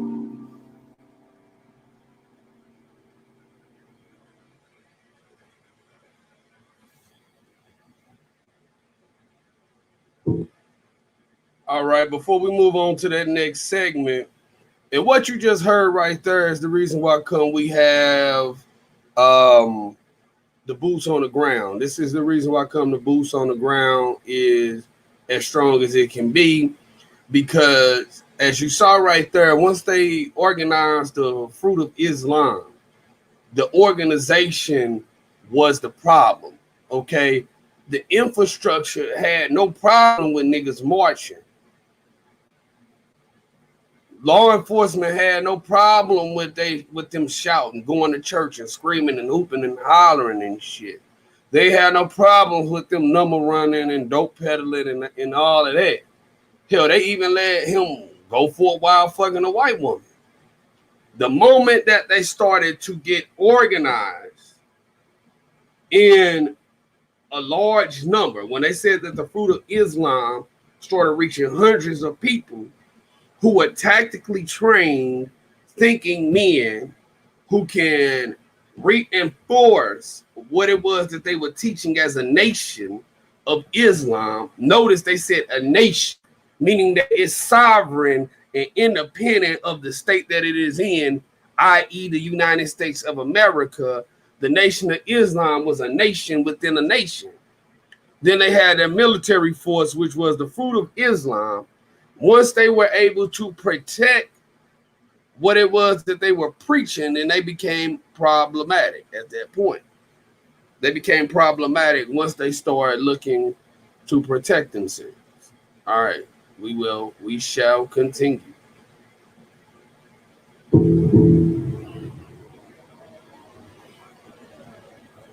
On a spring night in 1962, another confrontation. It began as a stop and search of Muslim men delivering dry cleaning.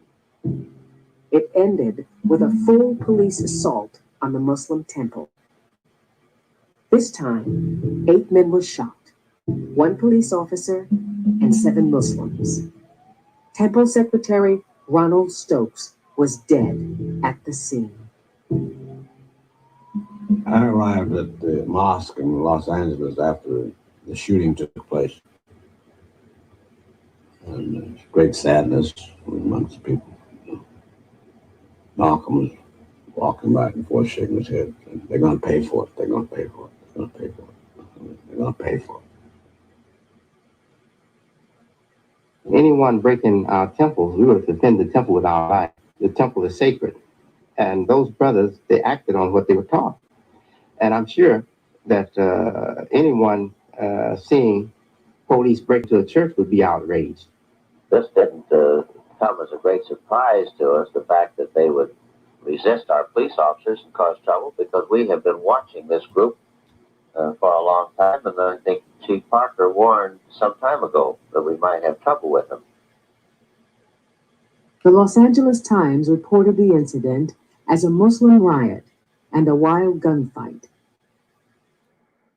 But it was never proven that any of the guns fired belonged to the Muslims. Malcolm called for churches and civil rights organizations to form a united front with the Muslims against police brutality. Let us remember that we're not brutalized because we're Baptists. We're not brutalized because we're Methodists. We're not brutalized because we're Muslims. We're not brutalized because we're Catholics. We're brutalized because we are black people in America.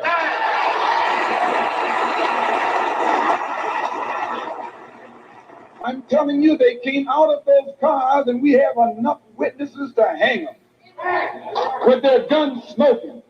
Chief Parker knows this, Mayor Yardy knows this, and every police official in the city knows that. They didn't fire no warning shots in the air. They fired warning shots point blank at innocent, unarmed, defenseless Negroes.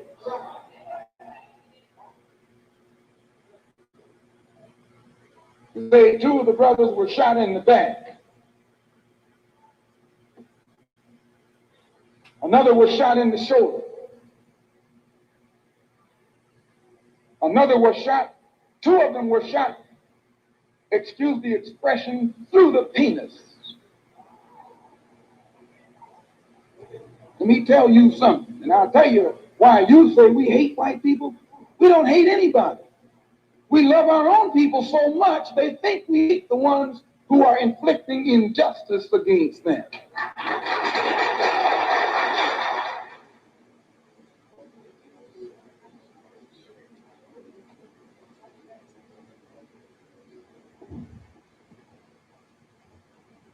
Patrolman Donald Weiss, the officer who killed Ronald Stokes, testified that he knew Stokes was unarmed, but that Stokes had raised his hands in a menacing way. The all-white coroner's jury deliberated 23 minutes and found the death a justifiable homicide. 14 Muslims were then ordered to stand trial on assault charges. 11 would be found guilty and sentenced to prison. We were people that said, never be the aggressor, but if someone attacked you, we do not teach you to turn the other cheek. There were Muslims who were not from the East Coast, but from other parts of the country that was actually ready to go out there and kill those police officers. Even though they may have been killed in the process of doing it, but that's how strong the attitude of Muslims was against those brothers just being shot like that.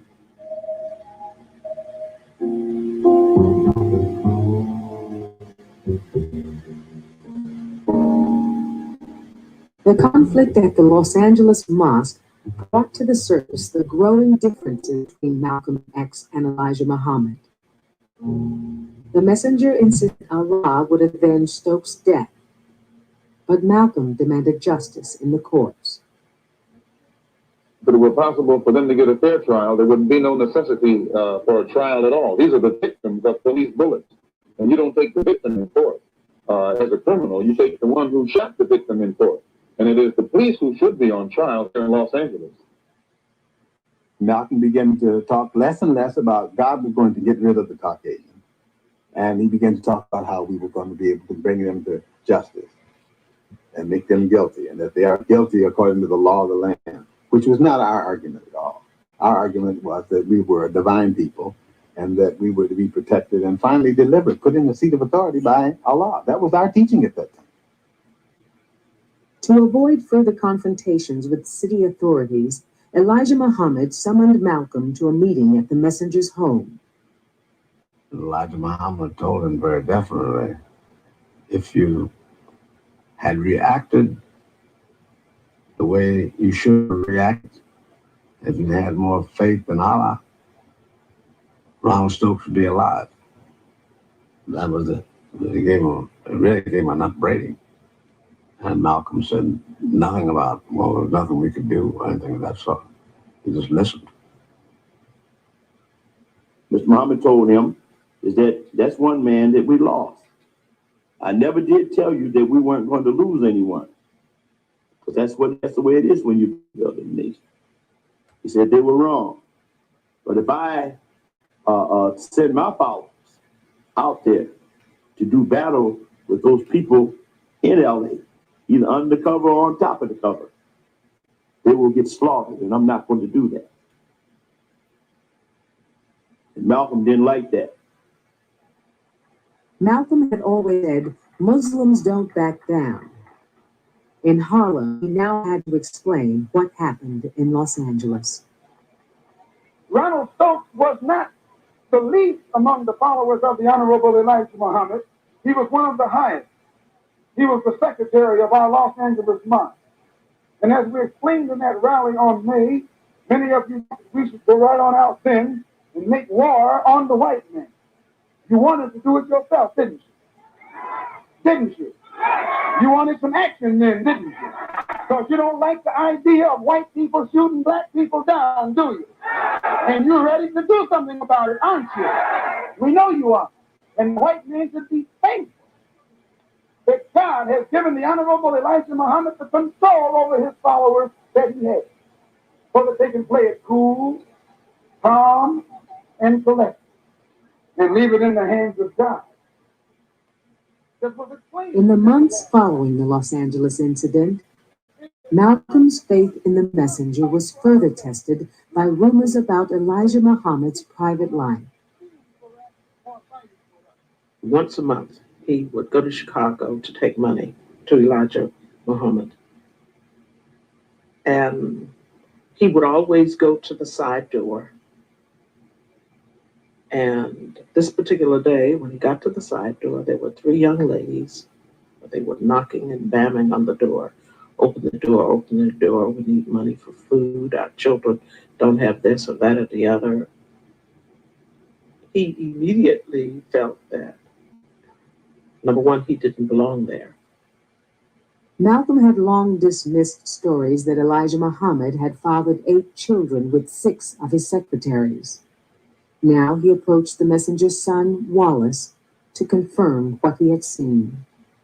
So I told him, yes, I said, I know about that. I said, you can see things, but you don't want to see it. So you just blot it out your mind. I said, I'm aware of secretaries having that kind of relationship with my father, being there with their children. I said, I've seen him take their children, and somewhere in my conscience, I'm sure it was registering that was his family, but I never accepted it to deal with it in my mind. Never did I accept to deal with it in my mind. Officials in the nation accused Wallace Muhammad of starting rumors and conspiring against his father. The charge that I gave Malcolm information on my father's domestic situation is true, but only after Malcolm had already told me that he witnessed that situation. It gives me great pleasure and an honor and privilege at this time to introduce to you and present to you the messenger of Allah, your admired beloved king and teacher, the most honorable and humble Elijah Muhammad. Malcolm had submitted himself to Elijah Muhammad as his spiritual leader. He never tried to see anything else. And the things that he tried to put into practice himself, he thought were also being practiced by his leader. And when he found out differently, it just took all the wind out of his sails. In public, the 2 men continued to embrace. In private, suspicion had replaced faith. Their relationship was further complicated by Elijah Muhammad's failing health. Malcolm's popularity naturally grew. Number one, Mr. Muhammad was sick. He had bronchitis. So Mr. Muhammad, he only went to large public meetings, maybe once a year, twice a year. That was it. All the rest of the time, Malcolm was going everywhere. It was Malcolm who sparked the growth of the nation all over the country. He was in demand. Nobody was asking for Elijah Muhammad to speak. They were asking for Malcolm to speak. And naturally, Malcolm got more involved with the civil rights struggle. And his argument became more an argument that you would expect from someone who was in the civil rights struggle than you would for someone who was following the Honorable Elijah Muhammad.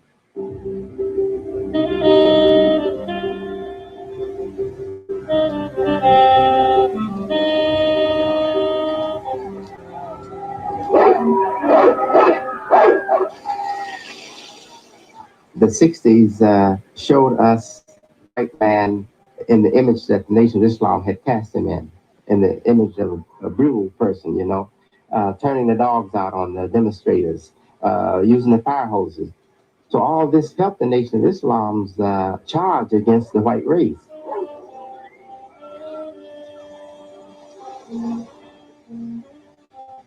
And made it possible for the Nation of Islam spokesman, for the Elijah Muhammad spokesman, Malcolm X, to get the press, to get the camera on him, and to state what he had confidence in that was an alternative, and that was separation.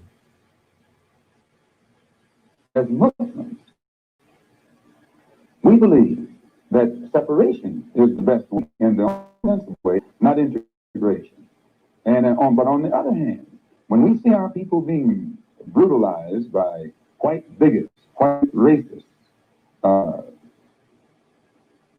we think that they are foolish to allow themselves to be beaten and brutalized and do nothing whatsoever to protect themselves. If a dog is biting a black man, the black man should kill the dog. Whether the dog is a police dog, a hound dog, or any kind of dog. If a dog is fixed on a black man, when that black man is doing nothing but trying to take advantage of what the government says is supposed to be his, then that black man should kill that dog or any two-legged dog who fixed the dog on him. When Malcolm talks, all the Muslims talk, they articulate for all the liberal people who hear them, who listen to them.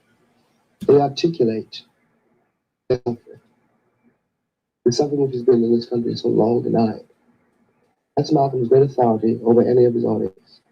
He corroborates their reality. I was probably about 14 years old, and I was involved in demonstrations at this construction site. The community was demanding integration of the workforce. We realized that Malcolm had come to watch the demonstration. When my shift changed, I went across the street to talk to Malcolm. We had quite an argument that morning. And he tried to explain to me what was wrong with my laying down on the ground in front of a cement truck. And Malcolm said, if these are people who could lynch Black people, murder Black children, enslave people, why couldn't they run over somebody with a truck? And he said, oh, they'd say it was an accident. He'd say, oops, my foot slipped. But you'd be just as dead. And when he left and I turned around to go back across the street, I went back and I got on the picket line, but I never laid down in the street in front of a truck again. We were sitting across this table at the Shabazz Frosty Cream and talking about race relations in America. And Malcolm at one point said, okay, your solution. And he was not asking me for advice. He just wanted to sort of put me on the spot for a moment, I think. And I was at the time under the spell of Dr. King and his notion of the beloved society, which would be colorblind, in which color would not be a disability for anybody. Wouldn't disappear, but it wouldn't be a disability. And Malcolm just kind of looked back at me and said, you're dreaming. I haven't got time for dreams. The goal of Dr. King is full equality and full rights to citizenship for Negroes. The goal of Dr. Martin Luther King is to give Negroes a chance to sit in a segregated restaurant beside the same white man who had brutalized them for 400 years. The goal of Dr. Martin Luther King is to get Negroes to forgive the people who have brutalized them for 400 years by lulling them to sleep and making them forgetting what those whites have done to them. But the masses of Black people in America today don't go for what Martin Luther King is putting down. As you said in one of your articles, it's psychologically insecure or something of that sort. I forget how you put it. But you didn't endorse what Martin Luther King was doing yourself. I do not reject his goals of full integration and full equality rights for American citizens. Do you reject these goals? If you don't think that he's walking on the right road, I'm quite sure you don't agree that he'll get to the right place. We were aware of. I gotta stop it right there. I want to pay attention to what Malcolm just said, because right there you see a classic example of a nigga double speaking, y'all. You see right here. You see this guy, I guess his name is Kenneth Clark. He's double speaking. All right? He's double speaking. If you don't agree with it, you don't agree with it. Okay? If you don't agree with it, you don't agree with it, and the facts are just the facts. The facts are the facts, people. All right? Now, give y'all a second. Let's talk about this. The S&P stocks, the S&P 500 stocks are going higher, all right? For the last 3 weeks, S&P stocks have been shooting through the roof, okay? So there has been a burst up in financial and energy stocks, all right? There has been an uptick in financial and energy stocks. I want y'all to see that right now, according to the Wall Street Journal, energy and financial companies are the best things to invest in right now. and especially with the new coronavirus or the new stimulus check that's coming out. However, let's go back over here. You reject these If you don't goals? think that he's walking on the right road, I'm quite sure you don't agree that he'll get to the right place. We were aware or felt that it was somewhat dangerous to be too closely associated to Malcolm. He was saying some pretty rough things to the whites, and those of us who wanted to keep peace with the white world, some of us, had our jobs out in the white community, we didn't really want to get too close to Malcolm. It has been suggested also that this movement preaches a gospel of violence. That I had to stop it one more time because you just heard that nigga just talking all around the fact that he's a scary ass nigga. All right. No, the black people in this country have been the victims of violence at the hands of the white man for 400 years. And following the current Negro preachers, we have thought that it was godlike to turn the other cheek to the brute that was brutalizing us. And today, the Honorable Elijah Muhammad is showing black people in this country that just as the white man and every other person on this earth has God-given rights, natural rights, civil rights, any kind of rights that you can think of when it comes to defending himself, black people we should have the right to defend ourselves also.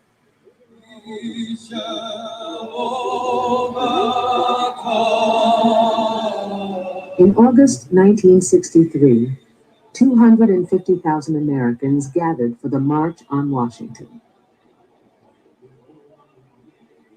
Malcolm came to us. He told us the story about the March on Washington. One thing I can say about Malcolm, anytime he told us something, he could back it up. He had an article, and he said, I'm going to tell you, I know what I'm talking about. It says, who pays the bills for civil rights? And it said, the angels are white. And what he went on to say was, you have to fight your battles. And it started in the street. But once you let them become integrated, it gets cool. And then he relates it to a cup of coffee that is hot. And as soon as you water it, put the milk in it, it cools down. And these analogies Malcolm used sometimes were funny, but they got home. They hit home.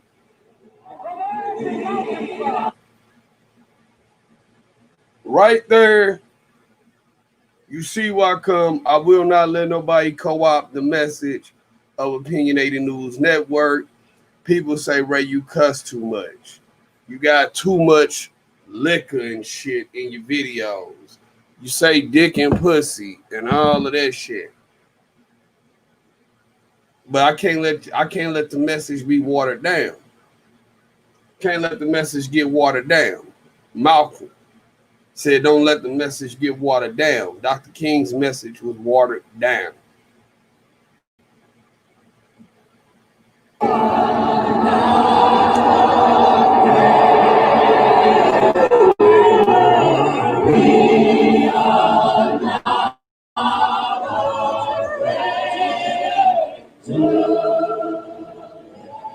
Most of the people that we were organizing had heard also of Malcolm X, and that and respected him and listened to him, and anytime that he was going to be on, they made an effort to hear those speeches, and felt that he indeed understood what their problems were, and that they needed to be fought against, and I suppose not always non-violently.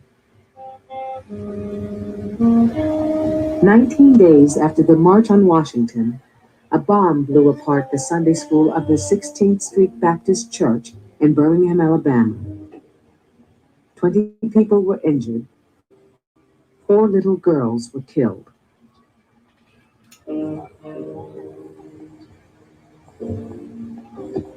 Here you're talking about bombing a church and killing 4 little girls. And the feeling of anger and not being able to do something or not doing something was I remember was tremendous. A lot of us sort of became dissatisfied because, and Malcolm really became somewhat dissatisfied. He never spoke of it, that we weren't doing anything to help our people who were being brutalized.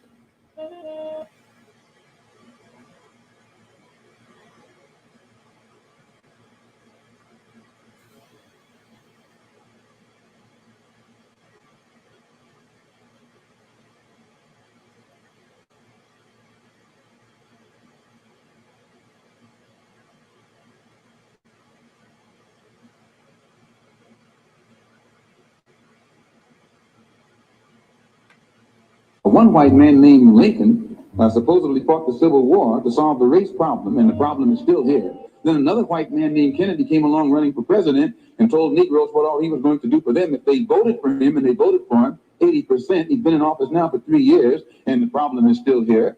When police dogs were biting black women and black children and black babies in Birmingham, Alabama, that Kennedy talked about what he couldn't do because no federal law had been violated. And as soon as the Negroes exploded and began to protect themselves and got the best of the crackers in Birmingham, then Kennedy sent for the troops. And there was no, he didn't have any new law.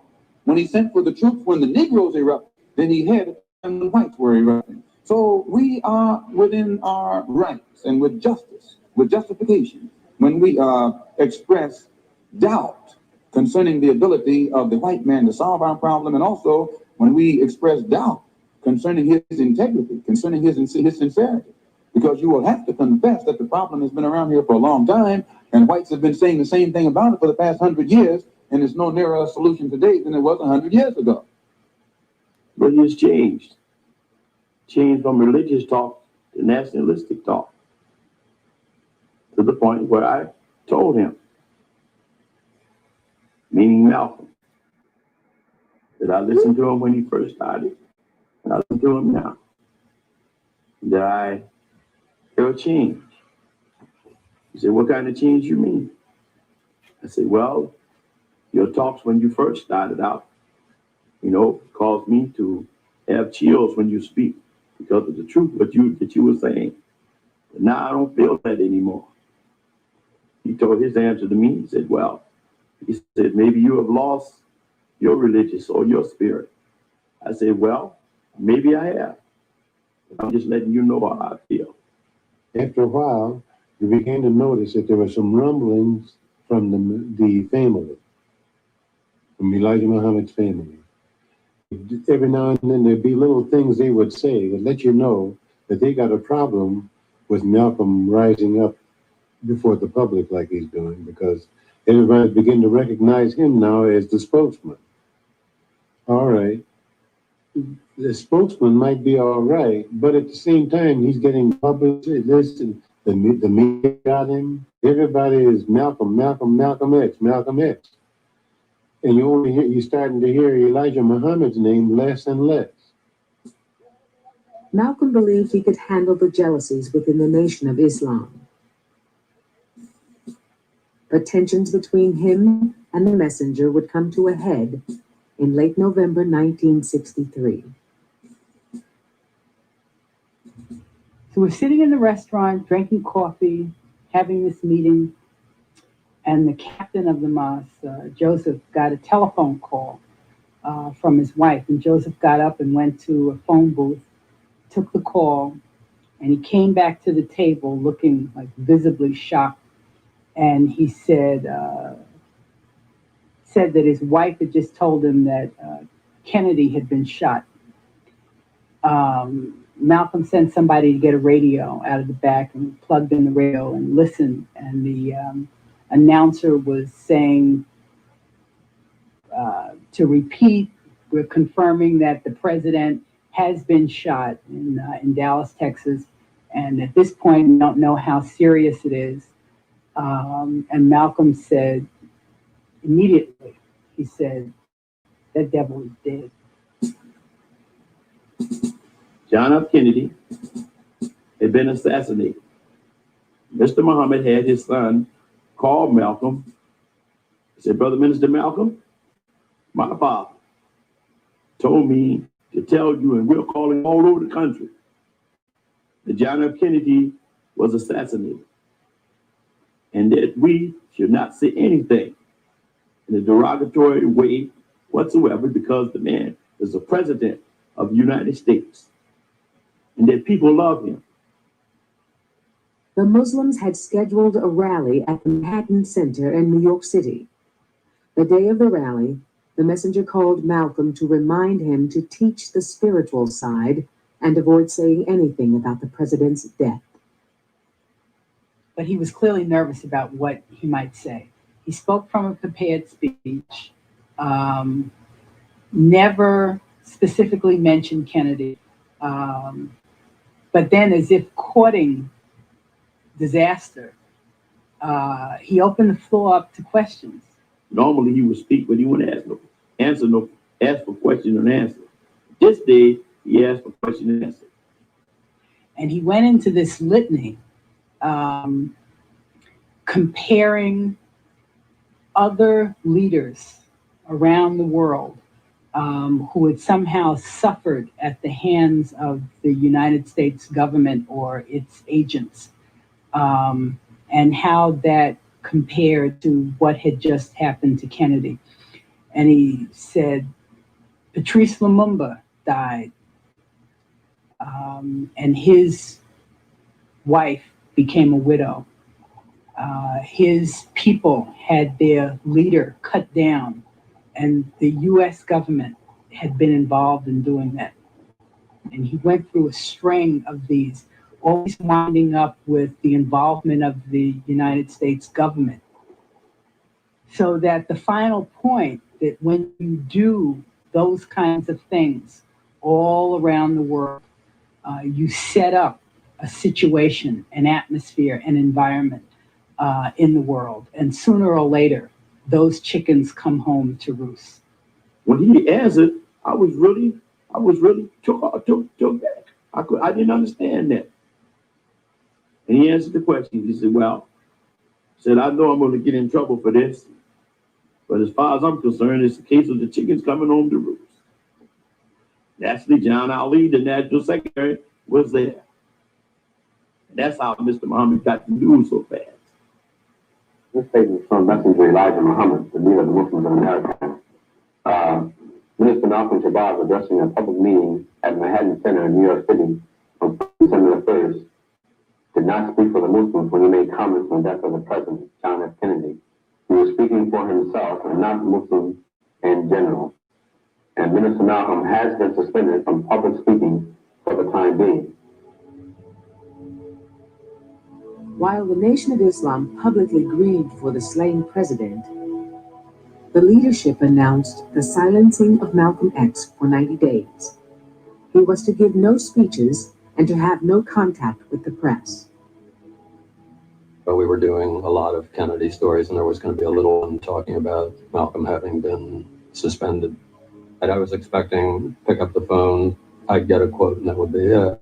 In this case, he held me on the phone for longer than I had expected.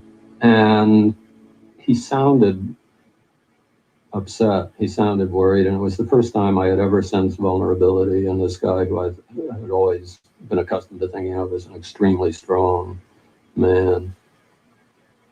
Newspapers predicted a power struggle within the Nation of Islam. It was later learned the FBI fed stories to local reporters in an attempt to deepen the rift between Malcolm and Elijah Muhammad.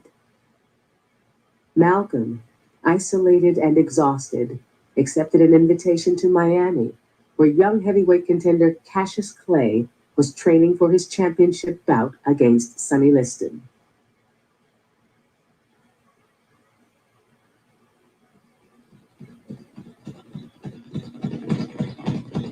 Though not a member of the nation, Clay had been visiting Muslim temples for 2 years and had asked Malcolm to help him mentally prepare for the fight against Liston. Well, going to Florida for my family was a honeymoon. My parents referred to it as a honeymoon. Of course, the significance of us going as a family was much stronger and meaningful for them. For us, it was just an opportunity to be with each other. But as my mother talked about it, as my father talked about it, it was the first time in their real life as a marital union that they had time for themselves. Malcolm offered to bring Cassius Clay into the Nation of Islam in exchange for his own reinstatement. But the nation's hierarchy ignored Malcolm's offer. Like most of America, they saw the young bomber as a loudmouth with little chance of beating Liston. As Malcolm watched from ringside, the young Clay wore down the older champion. At the beginning of the 7th round, a battered Liston could not come out of his corner. Clay had become the new heavyweight champion of the world. Give us that poetry on number 7. He wanted to happen, so I took him in 7. You took him in 7. I am the king of the world. Hold it. I'm pretty. Hold it. You're not that pretty. I'm a bad man. I shook up the world. What do you think of Cash's victory in Miami? I think it was a great victory. He proved he was the best man. And where were you during the fight? I was in the auditorium watching the fight. Right at ringside? Right at ringside. I was in seat 7. The nation's leadership bypassed Malcolm and called Clay directly. They accepted the young champion into the Nation of Islam and announced his new name, Muhammad Ali, at their annual convention on Savior's Day. Malcolm was not invited. In his place, introducing Elijah Muhammad, was Malcolm's former protege, the minister from Boston, Louis X.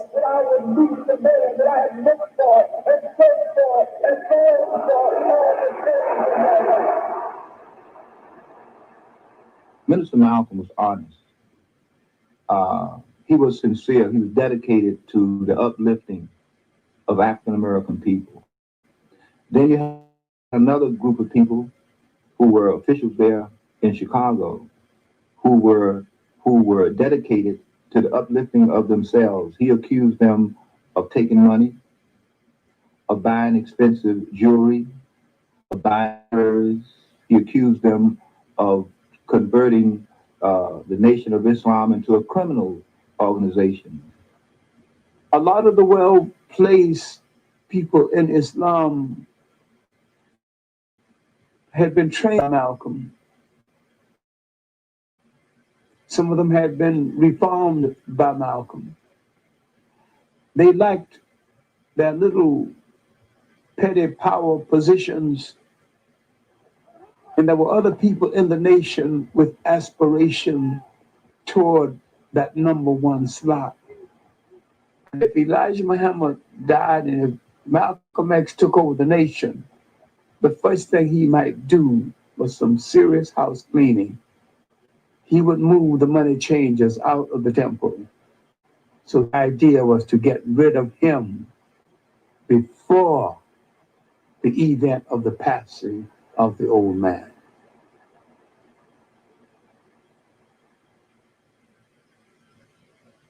On March 8, 1964, Malcolm announced he was leaving the Nation of Islam. He formed a new religious organization called Muslim Muslims Incorporated, who followed him out of the nation. But Malcolm knew that a rival mosque would be seen as a direct challenge to Elijah Muhammad.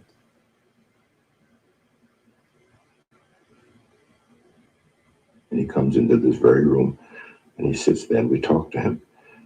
He says, first of all, that he had arrived early, but because he was ahead of time, he'd driven around the block a couple of times. He wanted to be exactly on time, and he was. We sat and listened. We didn't have any questions. We knew what the anguish was. We knew what was happening. And he just seemed to need a friendly ear. So we let him talk. And he talked about his time in prison. He talked about the times when he first heard of Elijah Muhammad and the change it made in his life. He expressed that deep hurt within him that his father had rejected him. And as he sat there, it was evident that Elijah Muhammad had just done that. At that moment, whatever the differences were between them, Malcolm would have been off and running. Malcolm was certainly a beloved son of the Harlem community, and people were interested in his side of the story. Elijah Muhammad was somebody in a picture on the wall, someone whose name was mentioned, but Harlem didn't know him. They knew Malcolm and loved Malcolm and remained loyal to Malcolm long after that split. So what you and I have got to do is get involved. You and I have to be right there breathing down their throat. Every time they look over their shoulder, we want them to see us. We want to make them pass the strongest civil rights bill they've ever passed. Because we know even after they pass it, they can't enforce it. In order to do this, we're starting a voters registration drive. We have to get everybody in Harlem registered. Not as Democrats or Republicans, but registered as independents. If you don't have the sense of responsibility to get registered, we'll move you out of town. Malcolm called for an aggressive plan, not only to gain political power, but to move Black people towards total control of their community. It's going to be the ballot or the bullet. Other ethnic groups, other ethnic and racial groups come into our community and own the stores. They run the schools. They run the supermarkets. They own the movie theaters. They own the almost anything in the community that is generating income is owned by outsiders. My personal economic philosophy is also Black nationalism, which means that the Black man should have a hand in controlling the economy of the so-called Negro community. He should be developing the type of knowledge that would enable him to own and operate the businesses and thereby be able to create employment for his own people, for his own time. And the social philosophy also was Black nationalism, which means that instead of the Black man trying to force himself into the society of the white man, we should be trying to eliminate from our own society the ills and the defects and make ourselves likable and sociable among our own kind. Malcolm's whole agenda was different. He was about total independence. He was about self-determination, self-reliance, self-defense when necessary. And of course, he was still fighting for the same thing that the others were, for justice. And so I felt Malcolm is a person I want to follow. The growing popularity of Malcolm's new movement challenged those who remained loyal to Elijah Muhammad. I didn't feel that I would have been a very good believer in if I had just because my own brother had left or whatever he had done that I would leave. I wasn't that kind of a follower. Yeah, I would never have tried to coax Malcolm back, but at the same time I would have gone on teaching because I was cleaning people out and I was making people that were indecent decent, and I liked that. Not this time, Minister Foley. Ordinarily, I would not suggest the airing of differences between brothers to outsiders, and especially over in news media. But because of the grave consequences of recent events, I submit to this medium. Because I, Filbert X, a minister of Muhammad's Mosque of Lansing, Grand Rapids, Flint, and Muskegon, Michigan, love Islam, our teacher, the Honorable Elijah Muhammad, and all of his followers, I think someone should say something to speak out against the acts of my blood brother Malcolm. The purpose of making that statement was to fortify the Muslims. So I wanted to talk to the Muslims for the point, and that's why I was brought to Chicago, to make a statement that would strengthen the Muslims. So I went forth to talk about Islam and how it is my regular teaching. But when I got ready to make my statement, John Ali put a paper in front of me and told me I should read that. That had been prepared for me to make. Because I have seen and bear witness as to how Malcolm was raised from a level of nothing to a place of honor and respect throughout as a result of Mr. Muhammad's direction, because now I see my brother pursue a dangerous course which parallels that of the precedent set by Judas, Brutus, and Benedict Arnold and others who betray the honor and trust relationship between them and their leaders.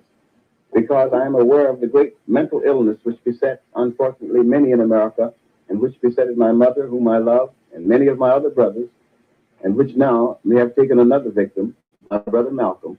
If I had read it, I wouldn't have read it over the air. You see, if I had looked at it, I wouldn't have read it over the air. And I asked John Ali about it. And he said, that's just a statement that was prepared for you to read. He said, I know the messenger will be very pleased with the way you read it. And that was it. I talked to Malcolm about what Filbert had said, and Malcolm said he wasn't surprised. He said he knew that they were going to use everybody they could, and they could see that they could use Filbert, and they were going to do it. He said he wasn't surprised at the things that Filbert had said in the paper and all, and that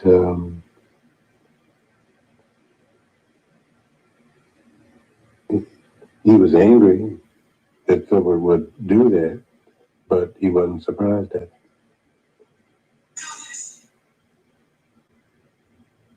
See, in Islam, when you're considered a hypocrite, it's quite different than saying a hypocrite in Christianity, or just a hypocrite who posed as a friend. In Islam, when you are accused of being a hypocrite, there are times when your life can be put on the line. I recall getting some of those papers, and one I remember that sticks in my mind is a picture that had Malcolm with horns on his head, and his head had been severed, and they were calling him a Judas. And I recall reading the language of ministers in the paper. I won't say Farrakhan. I know he was one of them, but there were other ministers too. And I recall reading that language, and I said to myself, they're trying to get him killed. They want him dead.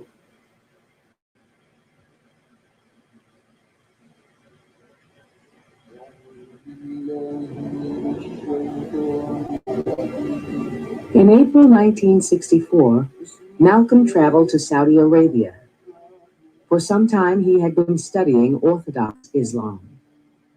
Now he arrived in Jeddah on his way to perform the Hajj, a pilgrimage required of all Muslims.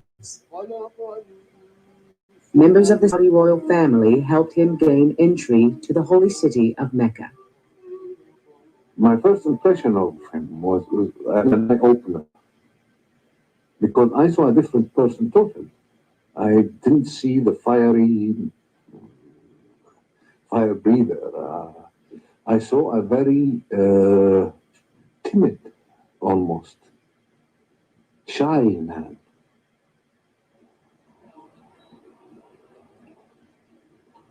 When a person performs a Hajj, there are certain rituals through which he has to go.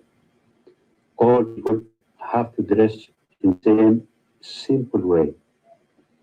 And as such, you cannot distinguish during the Hajj any people on account of their status, on account of their national origin.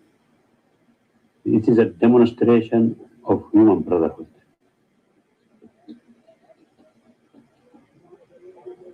Because everybody was in this white garb, the rich, the poor, the powerful, the weak, the sick, everybody. And they were all intermingled. And I think that had such a profound impact on Malcolm.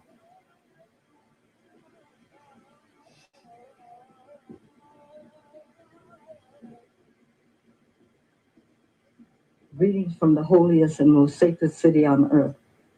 I often think of the warm friendliness of your wonderful family, Brother Malcolm.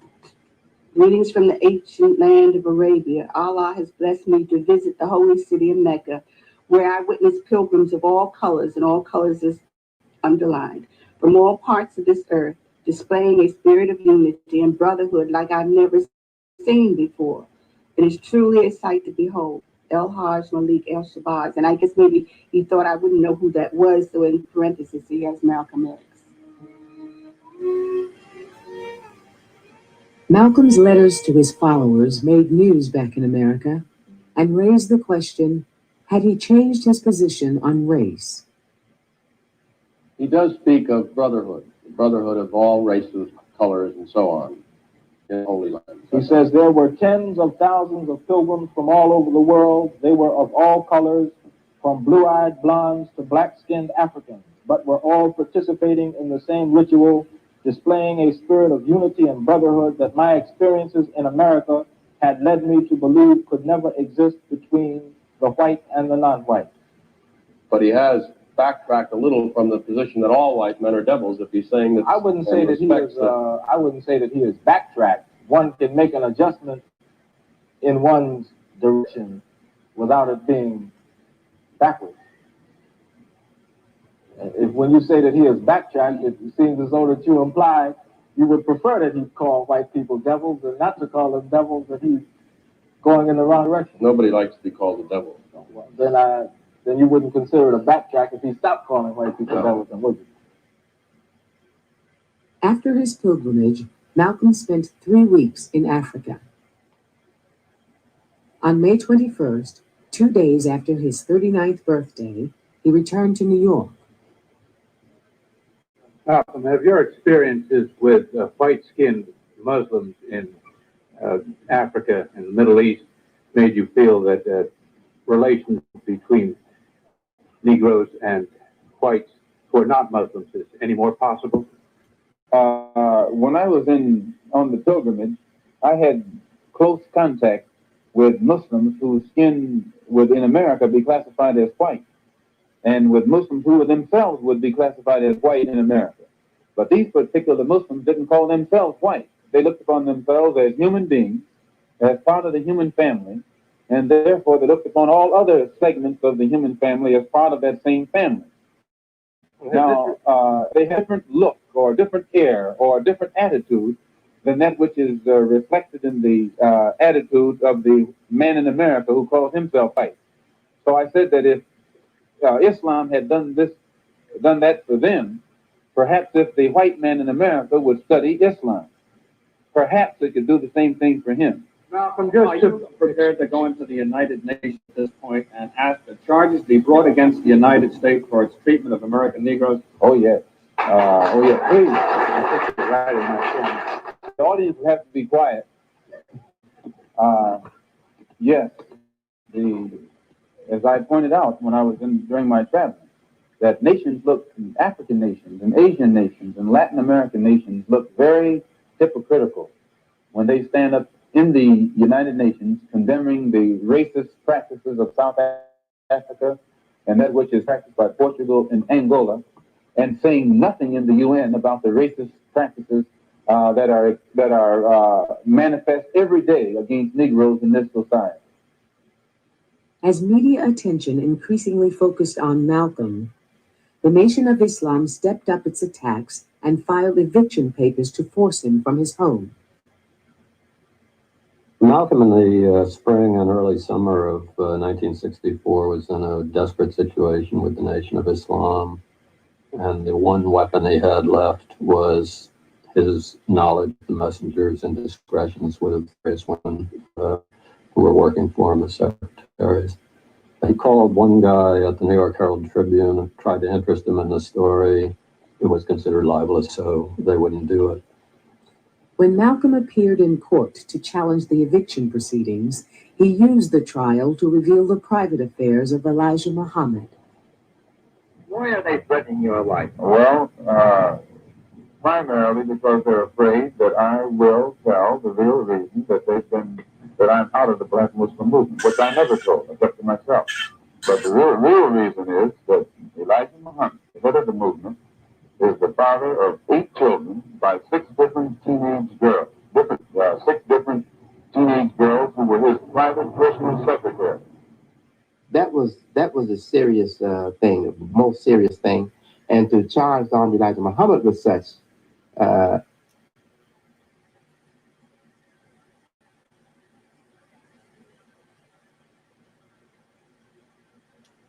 Now hold on.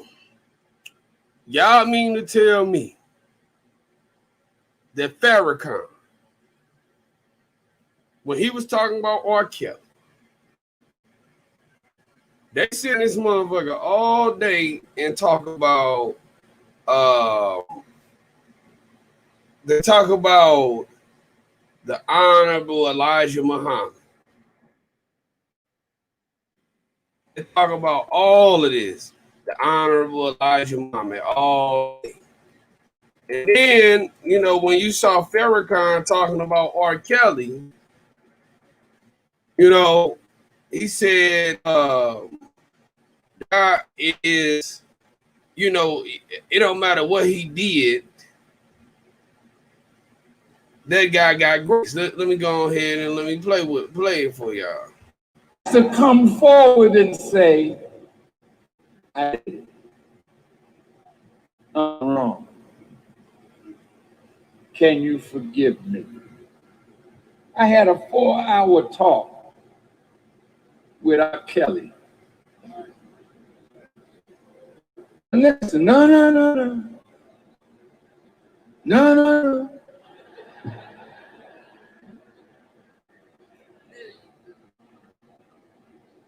He came to our home with 6 of his friends.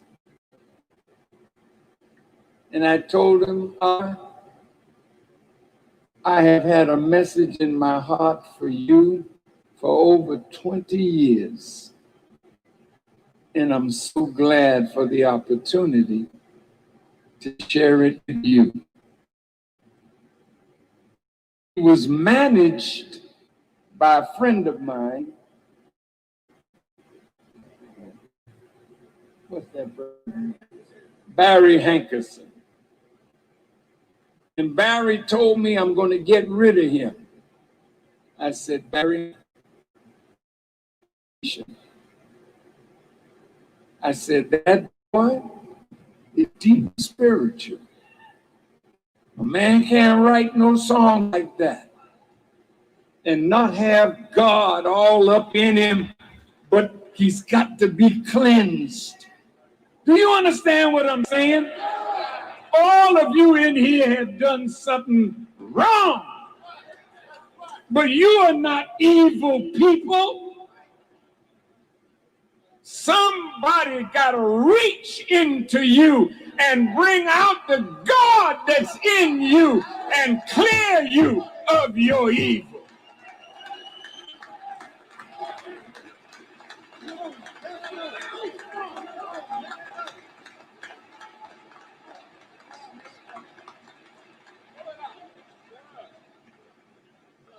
That's why we recorded this song, He Looked Beyond My Faults, and He Saw My Need. Brothers and sisters, we'll never find the love and the unity and the peace that we deserve unless we're able to look past someone's faults to see what they need and address that need. Now, Jesus was that kind of man.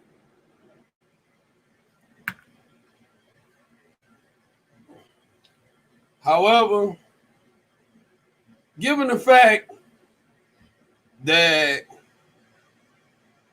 the Elijah Muhammad, I ain't gonna say honorable, but Elijah Muhammad was fucking them young hoes, getting them pregnant and shit. And the fact that they sit up and they talk about the honorable Elijah Muhammad all day, I don't think that he should have came out and said that about R. Kelly, because we don't hear him really addressing them young hoes. Elijah Muhammad was fucking. When he started saying that, you know, he needs to be cleansed and all that shit, come on, man. They went to the extreme. When they didn't kick Malcolm out the nation and ultimately got Malcolm killed, they kicked him out the nation and ultimately got Malcolm killed because they wanted to conceal the fact Elijah Muhammad was fucking them young hoes, getting them pregnant and shit. And he wasn't just fucking one of them, but when you got 8 kids by 6 bitches, woo,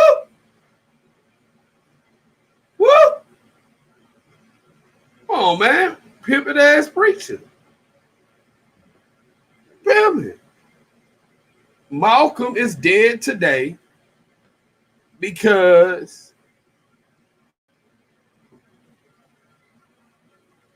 Malcolm is dead today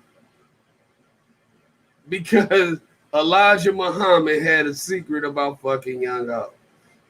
Can we be honest about that? Can we be honest about it? Malcolm was a real nigga. Malcolm was a real nigga. Malcolm went directly after power construct. He's dead now, but he was real. Elijah, while he was talking all that rebel rounds and shit, he wanted to get away from it. But we're going to continue. Would be really to take your own life and take your life in your own hands. You know, you would be risking your life. I'm just being plain. I'm being open and plain with you. It would really mean that somebody might kill you in the Nation of Islam. Are you not perhaps afraid of what might happen to you as a result of making these revelations? Oh, yes. I probably am a dead man already. What do you mean? When you understand the makeup of the Muslim movement and the psychology of the Muslim movement, as long as if I myself, by having confidence in the leader of the Muslim movement, if someone came to me and I had no knowledge whatsoever of what had taken place, and they told me what I'm saying, I would kill myself. The only thing that would prevent me from killing someone who made a statement like this, they would have to be able to let me know that it's true. Now, if anyone had come to me other than Muhammad's son, I never would have believed it even enough to look into it. But I had been around him so closely, I had seen indications of the reality of it, but my religious sincerity made me block it out of my mind. At the Audubon Ballroom in Harlem, Malcolm announced the formation of a political group modeled after the Organization of African Unity overseas. Brother Malcolm formed the Organization of Afro-American Unity for those of us who were interested in his political, economic, and cultural programs. I think he was aware that there were people out there, you know, from his travels around, that there were people out there who wanted to work with him, but who were not prepared to become Muslims in order to do so. One of the first things that the independent African nations did was to form an organization called the Organization of African Unity. This Organization of Afro-American Unity, which has the same aim and objective, to fight whoever gets in our way.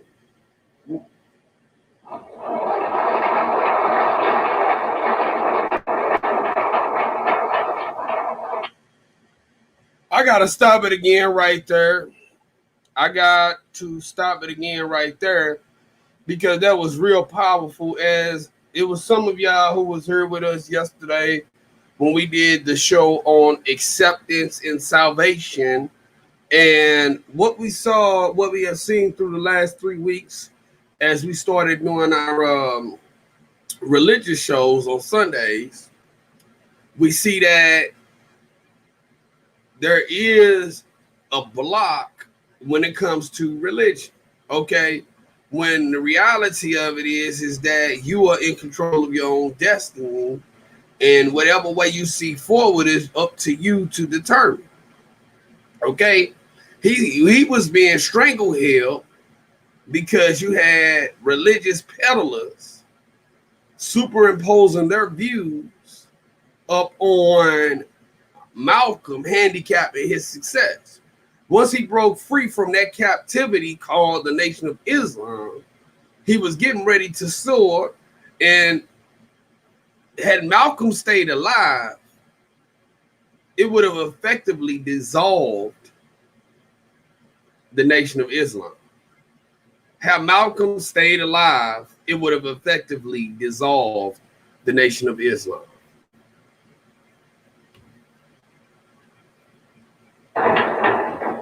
To bring about the complete independence of people of African descent here in the Western Hemisphere, and first here in the United States, and bring about the freedom of these people by any means necessary.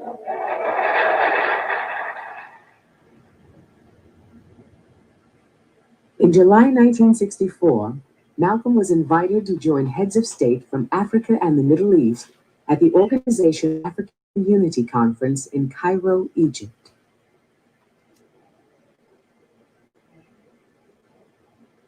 Malcolm X saw no contradiction between the African fight and the Black American fight in the United States.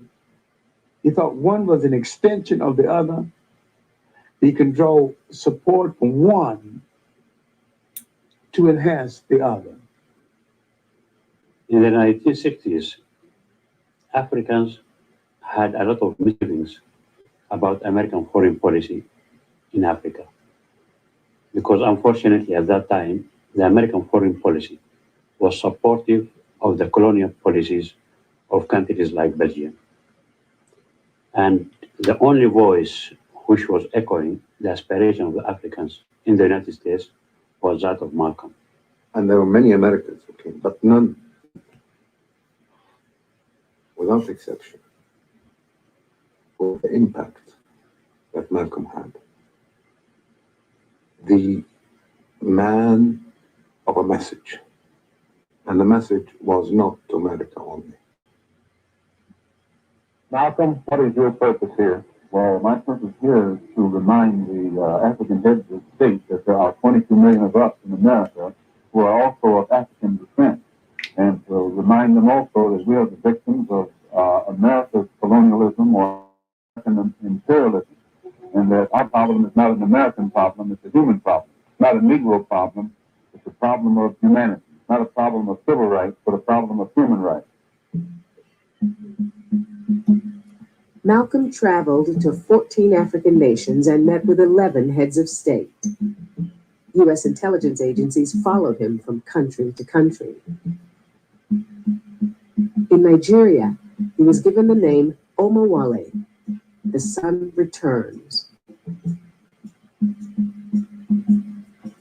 When my father was abroad, we had a world map on the living room wall.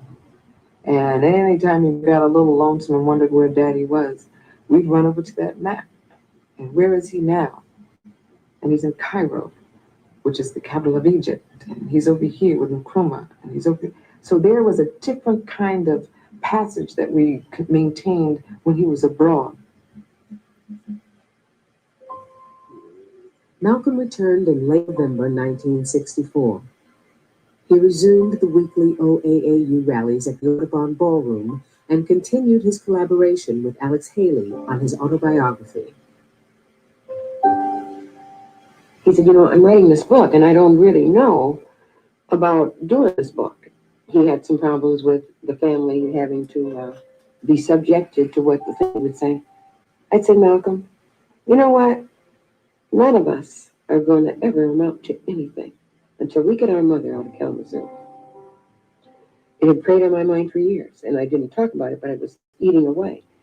And he looked at me like, I'm glad you said that, because it's been bothering me too.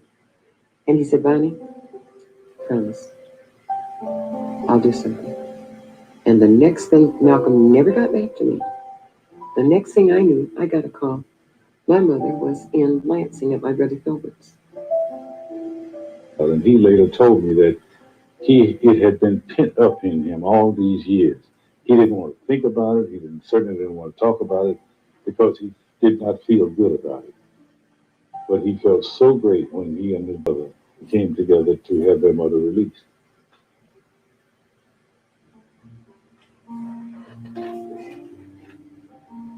In December 1964, Malcolm debated at the Oxford Union in England.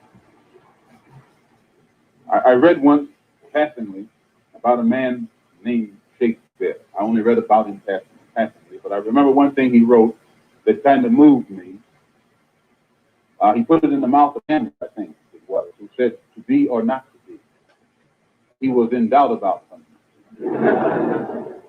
Whether it was nobler in the mind of man to suffer the slings and arrows of outrageous fortune, moderation, or to take up arms against the sea of troubles and by opposing, end them. And I go for that. If you take up arms, you'll end it. But if you sit around and wait for the one who's in power to make up his mind that he should end it, you'll be waiting a long time. And in my opinion, the young generation of whites, blacks, brown, whatever else there is, you're living at a time of extremism, a time of revolution, a time time when there's got to be a change. People in power have misused it, and now there has to be a change, and a better world has to be built, and the only way it's going to be built is with extreme methods. And I, for one, will join in with anyone, don't care what color you are, as long as you want to change this miserable condition that exists on this earth. Thank you. Malcolm was always involved somewhere in the struggle. And I remember in January of 1965, Juanita Poitier set up a meeting at her house for the regular civil rights leaders to meet with Malcolm X, to work out the differences between us so we could come from that meeting with a common platform. Once again, A. Philip Randolph was there, Whitney Young was there, Dorothy Height was there, Malcolm X was there, several others were there. Martin Luther King couldn't make it, but he sent a representative. And we spent that day discussing Malcolm's philosophy, the mistakes he made, what he wanted to do now, and how he could get on board the people's struggle that was taking place. In his effort to support a Black United Front, Malcolm accepted an invitation from SNCC, the Student Nonviolent Coordinating Committee, to speak in Selma, Alabama. It was the first time he had traveled south to work with the civil rights movement. And I think that the people in this part of the world do well to listen to Dr. Martin Luther King and give him what he's asking for and give it to him fast before some other factions come along and try to do it another way. The next week, Malcolm was denied entry into France on the grounds that his presence would disturb public order. By this time, Malcolm began to believe that the forces arrayed against him were bigger than the Nation of Islam. But he maintained his relentless pace. Whenever I saw my father out publicly, you know, from a child's perspective, you know, at an airport, it was an invasion. You know, you're going to pick up daddy from the airport and there's a slew of photographers and other people and you haven't seen him in 2-3 weeks and all you want is that hug. I was certainly privy to the fact that we were being stalked as a family, that the atmosphere surrounding the house, the cars that would be parked, faces that were familiar to me once upon a time. Attitudes had changed. The night Malcolm returned from Europe, his family's home was firebombed. Asleep in the house were Malcolm, his pregnant wife, his 4 children. They escaped unharmed. And this was probably the thing that surfaced that upset him most, because this got underneath the image of the fearsome, the indomitable Malcolm X. This got to the father and the husband of Sister Betty and their daughters. He has told me in the past that he has been having some harassment. Can you give us an idea of some of the things that have happened? Well, in July, when I was in the hospital having my last baby, my 3 small daughters saw my husband almost killed across the street. And How was he almost killed? well, he was in his car, and some men were rushing to the side of his car on both sides of it, and he managed to get away. Had you had any threats, anything like this? Had any threats? That's all I get is threats. I get not less than 6 or 7 threatening phone calls every day. I'm surprised to hear that the house had been bombed. But I was not surprised to know that it had been done by Muslims, because I know that's the way they fight. I know that, be that the case, it could not have happened without Yusuf Shah. Could not have happened. It could not have happened except by the Muslims that are there in New York. The Nation of Islam accused Malcolm of setting fire to his own home rather than vacating as ordered by the court. Later that day, the nation's representative, Captain Joseph, inspected the scene. Who bombed this house? I don't know. All we know is just got on fire. Does Malcolm know who bombed this house? I don't know. He never said. And if he did, he should have brought him to justice. There were news reports of threats against his life. Is his life really in danger? Maybe it was. He said it was. He said it was. Do you feel now that there was a climate within the nation itself that put his life in danger? Well, as you know, in the nation, you have all kinds of people. And they have different thoughts. You have sympathizers. They have different thoughts. And you have people that not even attached to the community. They like what they hear, but you just can't live the life. Anything might happen. That's scary. So anything could happen. The atmosphere was there. What was being said was there. So you got to understand, Mr. Muhammad and what he represented. That's what the people don't understand. I wanted you to know that my house was bombed. It was bombed by the Black Muslim movement upon the orders of Elijah Muhammad.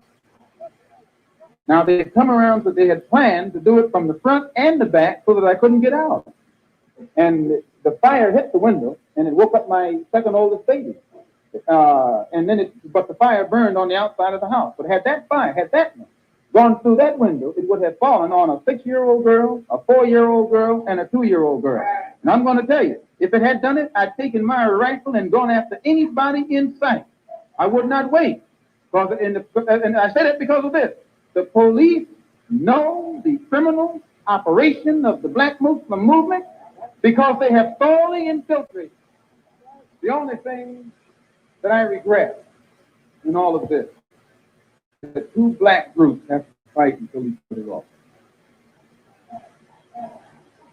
Elijah Muhammad could stop the whole thing tomorrow just by raising his hand. Really, he could. He could stop the whole thing by raising his hand. But he won't. He doesn't love black people. He doesn't even love his own followers. Proof of which they're killing each other. They killed one in the Bronx. They shot another one in the Bronx. They tried 6 of us Sunday morning.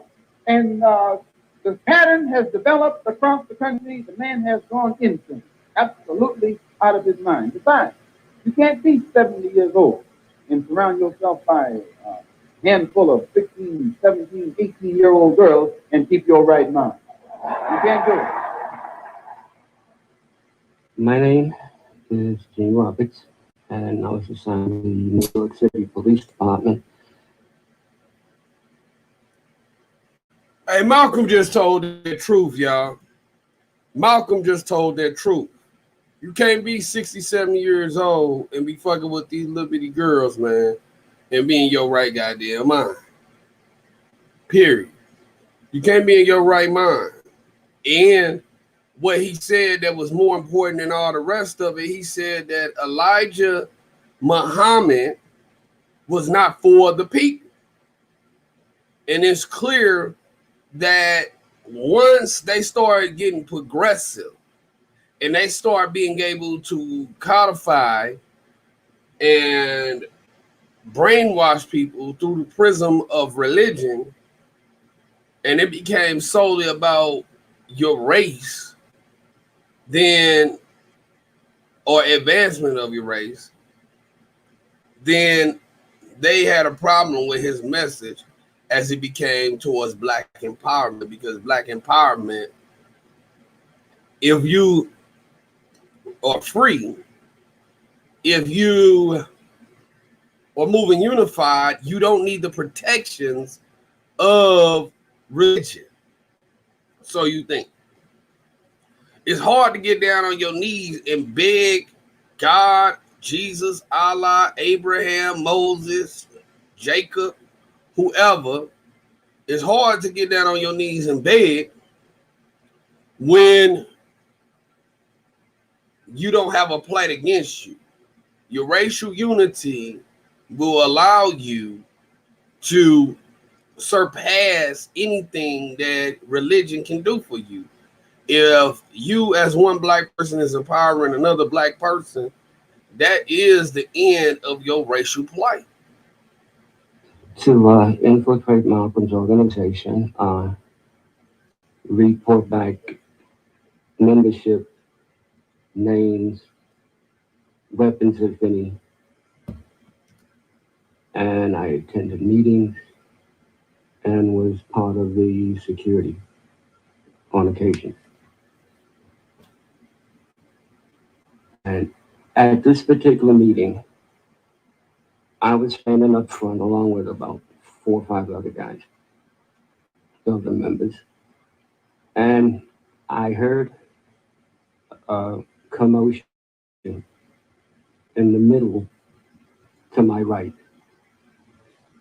I started for the commotion, and I see this young fella come down the middle aisle,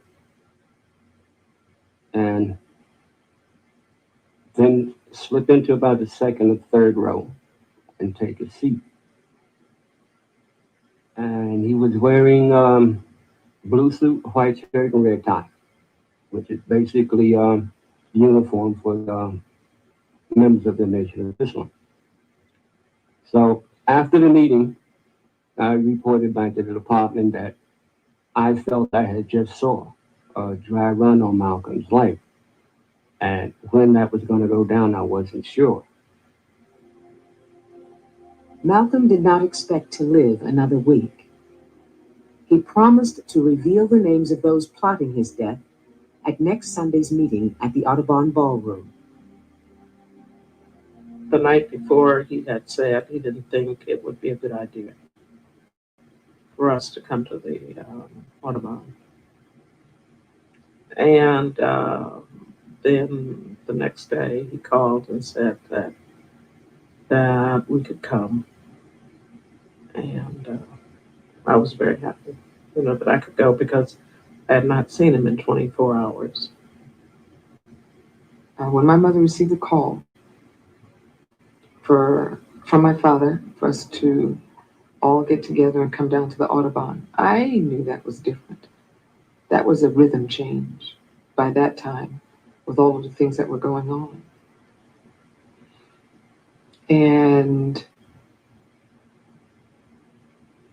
all the while, it was still an exciting venture to get ready and go see Daddy. And we got there, he was late, and we sat at a booth, stage right, downstage right. Malcolm came in, and I escorted him from about the middle of the ballroom to the wing backstage. When I got there, I had noticed there were some people already present. And there was 3 people sitting on the first row. They were sitting there reading newspapers. Nobody's paying them any mind. And Malcolm was still in the back. Benjamin Goodman came out, and he opened up the meeting. I opened up for him, and he had sat down behind me, and he said, "Make it plain." Make it plain is the code word that he used for us to bring him forward.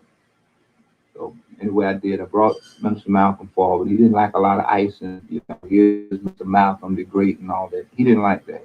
Just plain, Then I heard a lot of shots. And I looked up, and these 3 of us sitting across the front are now working their way from Malcolm's right to Malcolm's left, shooting at him.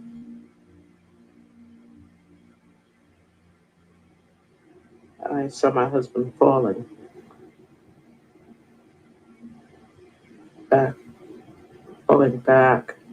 He didn't, and he fell straight. And then I forgot my children. I tried to get to him. I was facing the assassins, so I saw them stand up and take my father's life. an image that I wondered if I could have prevented it.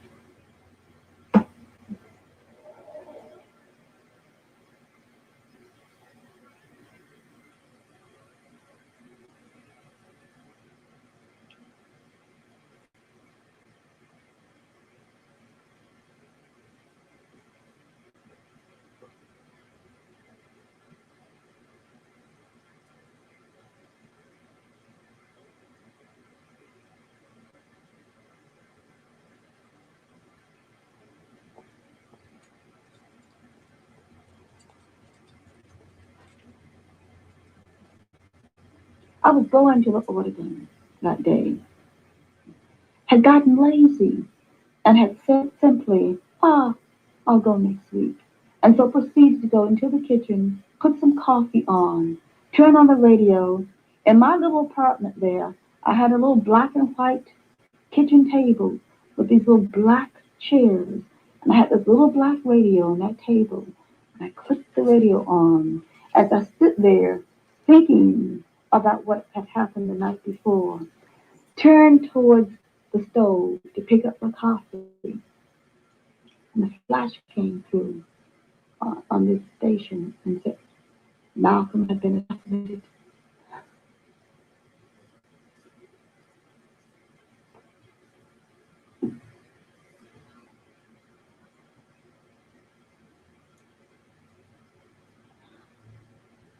And I froze. I remember turning in that kitchen and screaming. I was in the home of Jewish family. And they said very casually that Malcolm X has been assassinated. Then someone said, after all, he was anti-Semitic, and I took exception to this, knowing full well he was not. Then I excused myself and I went into that bathroom and cried about 15 minutes.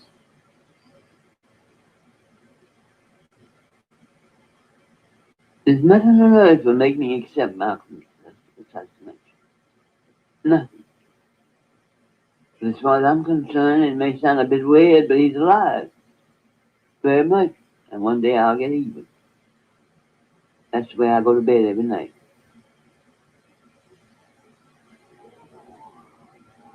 Three members of the Nation of Islam were arrested and convicted of the murder. But question of a larger conspiracy to silence Malcolm X was never explored. Malcolm X said that the black Muslims were trying to kill him, and he was going to name those he thought would commit the crime yesterday before he was shot. Would you comment on that? I don't have any knowledge of anyone trying to kill Malcolm. I wasn't remorseful. I wasn't sorry. For what? And as Mr. Muhammad said, he taught violence and he died violence. And he was a hypocrite. And I say that he was a Benedictine. The Most Honorable Elijah Muhammad. The night before the funeral, the Nation of Islam held its annual Savior's Day convention in Chicago. When I got the news that my brother Malcolm had been shot dead, and I was shocked. But I know that he was traveling on a very reckless and dangerous course. And if I was to say I was not shocked, I would be telling a lie. So, I appreciate these few minutes. So, for all of the people that talk about Bruce and Kerry Kelly, look at this nigga's brother, Filbert. Filbert ain't shit. Fuck, I said it. Type of nigga is Filbert. Over there talking about the death of his brother. These motherfuckers talking about, well, that's the life that he lived. And all the while, they killed him. They killed him. his brother was jealous of him. Punk bitch ass nigga. This shit is ridiculous, man. Speaking to you, Brother Malcolm is dead. And there's nothing we can do to bring him back. And we would be ignorant with conditions as they are today for the so-called Negro to get confused and go to fighting and arguing among ourselves and forget all about the one that caused us to be in this condition in the first place. On the day of Malcolm's funeral, I was in the hotel room with my brother, and we were watching it during that. And so we saw it on television. I didn't have, many thought I should have been there, but I had no intentions of being out there. When you knew the circumstances and the kind of people that you were dealing with, you had to do your own thing. And there was no place for me at that time. You don't know what kind of nut sitting around there thinking that they're doing God's will and all this kind of stuff. And here's a member of his family, but you don't know what they're liable to do. So for that reason, I wasn't there. And that's why I'm still here, I guess.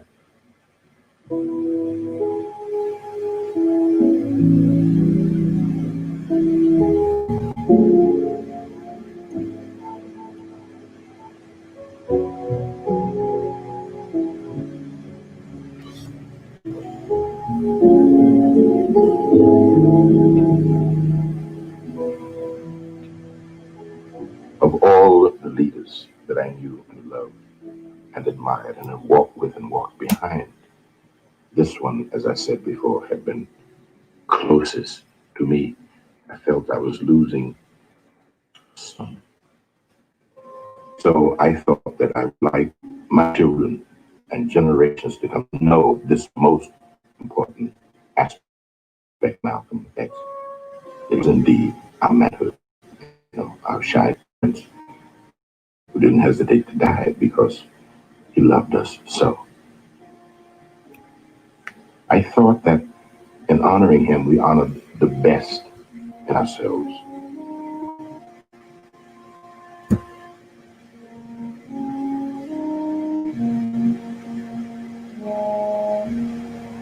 When the funeral was over, and then the Muslims came and dressed him for proper Muslim burial.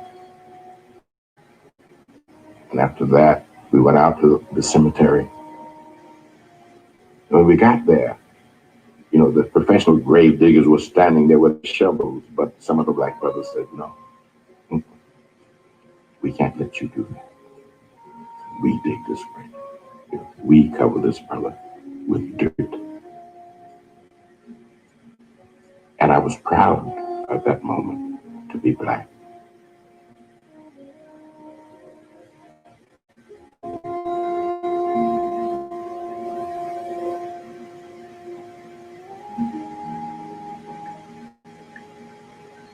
I don't think we ever got to be friends or ever could have. I think our respective skin colors and his view of this great division would have prevented that. But I think we did get to, we moved from a relationship in which these encounters were interviews to a relationship in which they were conversations. And even at my first encounter, I never felt, I never took it personally, even with my blue eyes, and even with him talking about the blue-eyed devil, I never took it personally. I knew I was part of the indicted group, but he had a way of making you feel comfortable, feel as if you were talking man to man. I look at my watch, or I show up late somewhere, and I can hear Malcolm talking about not trusting a person who doesn't wear a watch and who is careless with time. And he first said that to me when I was 14 years old. And I hear it in my ear today like he's still there saying it. What is your ultimate aim? The only way the problem can be solved. First, the white man and the black man have to be able to sit down at the same table. The white man has to feel free to speak his mind without hurting the feelings of that Negro. And the so-called Negro has to feel free to speak his mind without hurting the feelings of the white man. Then they can bring the issues that are under the rug out on top of the table and take an intelligent approach to get the problem solved.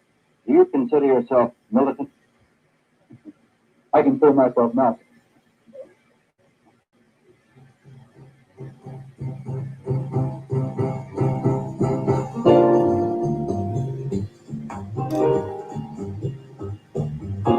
Well, what do y'all think? What do y'all think? Having just watched what we watched, what do y'all think? What do y'all think? Having just watched this over the last 3 hours, what do y'all think? The call-in number is more than open to you.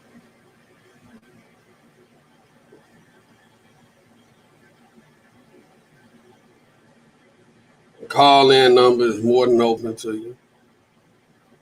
What y'all think? What do y'all think? Do y'all see any parallels to what R. Kelly is going through? Do y'all see any parallels in the message?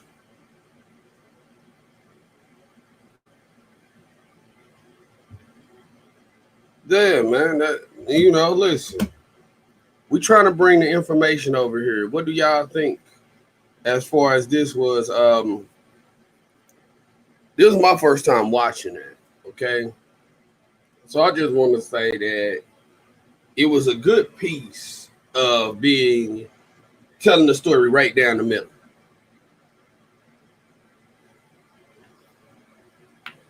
I think that we got to see that religion is a big hurdle for our people to overcome. We also got to see how, as long as the message was one message, folks were riding with him. However, changing that message to a more universal message ultimately got him killed. Changing his message to a universal message is what got Malcolm killed. Do you think that you could change the message? Give folks a few minutes here to call on in. We don't get no calls in a few minutes. Then we will go ahead and we get out of here. We don't get the next couple calls in the next few minutes. We gonna get up out of here. There ain't no big thing. Ain't no big thing.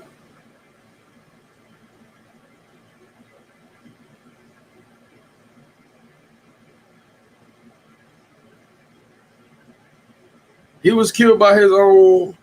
I mean, you saw his brother betray and backstab him. That nigga Filbert ain't shit. Filbert ain't shit. All right.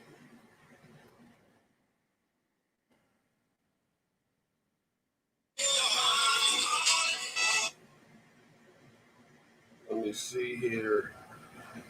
Hold on. Hey, how you doing, caller? You live on Opinionated.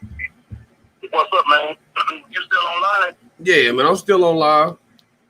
Okay, yeah, I just thought I'd hit you up, man, and give my opinion on, you're showing a little documentary thing. I ain't seen it before, though, but what the message really states is that Malcolm was in the dog for a long time, and what he did, are you there? Yeah, I'm still here. Yeah, what happened with Malcolm, he just kind of woke up. He came about the dog and started saying the light. He realized that Muslims come in different shades and colors. And, Elijah Muhammad was trying to preach the fact that it was just a black thing. You understand what I'm saying? And when he found out the truth, that's when he started to, enlighten people on the fact that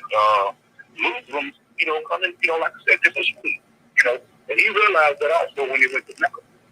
And what this message also teaches us, and history, that when the setup comes, it always comes from within. And this goes back to the R. Kelly thing. And I knew when that shit first jumped off with R. Kelly, well, damn, you got somebody in this circle. Somebody they're speaking with the prosecutors and they're doing idiotic things to mess him up. And when I saw the other day about Don Russell and all his little cohorts, I'm saying to myself, now how stupid could that possibly be? I mean, how stupid are you to put yourself out there like that where all this shit could be traced back to you? So in my opinion, this shit was done purposely. You understand what I'm saying? Mm-hmm. Because anybody with any common sense would have never picked up their own cell phone and called in and made a threat knowing that in the age of technology, this shit can be traced back to you. Then I saw where this guy, somewhere down in Florida, he did what he did. And I'm like, they got him on recording with the FBI. I'm like, come on. I mean, who does shit like that? You dig what I'm saying? Mm-hmm. So I'm thinking all that shit was done purposely. You understand what I'm saying? I don't think that shit just jumped off. You feel me? Right. I want to think, and this is just my opinion, I'm thinking them motherfuckers were working along with the feds. You dig what I'm saying? And see, basically, when you look at it, that's all it could possibly be. Because if I got a feud with a person, and if I'm going to do something derogatory to that person, I'm going to make sure that I'm way back off in the background where this shit can't be traced back to me. There's just certain shit that you don't do to make yourself so obvious. You feel me? Yeah. And it is what it is, man. You understand what I'm saying? It is what it is. And it's just, the setup is real. I mean, you feel me? It's real. And majority of the time when shit like that jump off, it always comes within. Mm-hmm. Just like me, when I used to be in the game, what I feared the most was the niggas around me. That's what I feared the most. Because I knew what the police job was. I knew his job, their job, was to get at my ass. You feel me? So I kind of got an eye out for them, but my other eye is definitely on these niggas around me. You feel me? Definitely. Mm-hmm. See, really, all this shit comes down to just having common sense. That's what it's boiled down to, having common sense. That's just like, let me give you a prime example of something. I was talking with a young lady the other day. She was telling me about some type of new thing they got where you invest money, and when somebody else come in, you get broke off. I said, bitch, I don't want to hear that shit. That's called a pyramid. I said, the pyramid. Oh, no. I know somebody that gave a testimony. Bitch, I don't want to get that. Because it's a pyramid scheme. And all it takes is sit back and just have common sense. Just like they're looking for that broad Dr. Araya. They said took 15 billion or something like that. Mm-hmm. Pyramid scheme. Mm-hmm. So we as people, we have to be able to sit back, and sometimes we can't see the forest for looking at the trees. Mm-hmm. You dig what I'm saying? And when I saw that shit with Don Russell, man, and all that, I'm like, well, I knew that shit was gonna come out eventually, dog. I just knew, man. You understand what I'm saying? And here you doing all this, you're doing all this dumb shit that's being traced back to you. You understand what I'm saying? And you motherfuckers trying to perpetrate the fact that R. Kelly is a part of what you niggas doing, which he isn't. You see what I'm saying? As far as I'm concerned, I don't think the man was a part of any of that shit. This is shit they was doing on their own for the prosecution. Right. You feel me? That's just my opinion. You feel me? I may be incorrect, but I do know with the age of technology and all this shit, and Don Russell, you supposed to have a tech company, nigga, that all this shit can be traced. And who gets on the phone, man, and call abroad and that's dealing with the case and discussing certain details with her, unless, nigga, you working for the prosecution. You feel me? Mm-hmm. Because you don't do shit like that, man. You understand what I'm saying? And all it takes is just common sense. You just got to step back, and they got to understand that I was looking at someone the other night, and they was bringing up that broad Cash Jones. I don't know. I don't know who else. It may have been DJ Tyson or somebody, but anyway, Well, you know, I saw where they was bringing her. Playing both sides. Whenever the reason why come you don't see me like balls deep in the R. Kelly shit no more is because a lot of the people out here are fucking lames. A lot of the people who spectate and watch this YouTube shit, they are lames. I ain't got as a certified street nigga who respected and still out here in these St. Louis streets like that. I ain't got time to be, you know, telling you 500 goddamn times that's a bitch you can't trust. Something that real niggas saw right off the bat is, bitch, you doing an interview. Bitch, Angelo called you, you get off the interview. So when you see people being all friendly with this bitch, that's a motherfucker you gotta look out at. That's a motherfucker you gotta look at. Motherfuckers who still continue to contact that bitch after that. If you from the street, you know what that is. Exactly. Your homegirl was playing both sides. I mean, you feel me? Homegirl. And a motherfucker should have saw that. A motherfucker should have saw that. Period. Yeah, some motherfuckers should have seen that. Yeah, exactly. Some motherfuckers supposed to seen that. You understand me? You supposed to see that. Right. And see, that's why I said earlier that the setup had came from within. Also, see, the problem with R. Kelly, man. Let me tell you something, man. And see, I learned this years ago. When you got money, no matter who you are, whether you're black, green, white, blue, color doesn't even matter. You have to align yourself with powerful people because you are powerful, whether you know it or not. What makes you powerful is having all that goddamn money. But his problem, he had all them ghetto nothing motherfuckers hanging around him, and a lot of times we, as black people, when we get to the top, you know, we don't want to look down on other people that we have kicked it with and this, that, and other, but you can't have them niggas around you. Right. You feel me? Right. And when I was coming up as a kid, running the streets, Birmingham, I used to often wonder, why does lawyers marry lawyers? Why does professional people marry other professional people? And then I was a kid, and then it dawned on me. I said, now, the reason for that, because they don't need nobody that's not on their level. So they surround themselves with people on the same level that they're on. Not to say that they think that they're better than anybody, but you know, you have to align yourself. If you are a powerful person and money makes you powerful, you have to align yourself with other powerful people. And I discovered this years ago. It's not who you know, but it's who knows you. I mean, you feel me? And like I said earlier, you know, when that shit first jumped off with him, man, I knew. I said, now this man got people around him that's dropping dimes. You feel me? You know, they're dropping dimes. And for what reason, I don't know.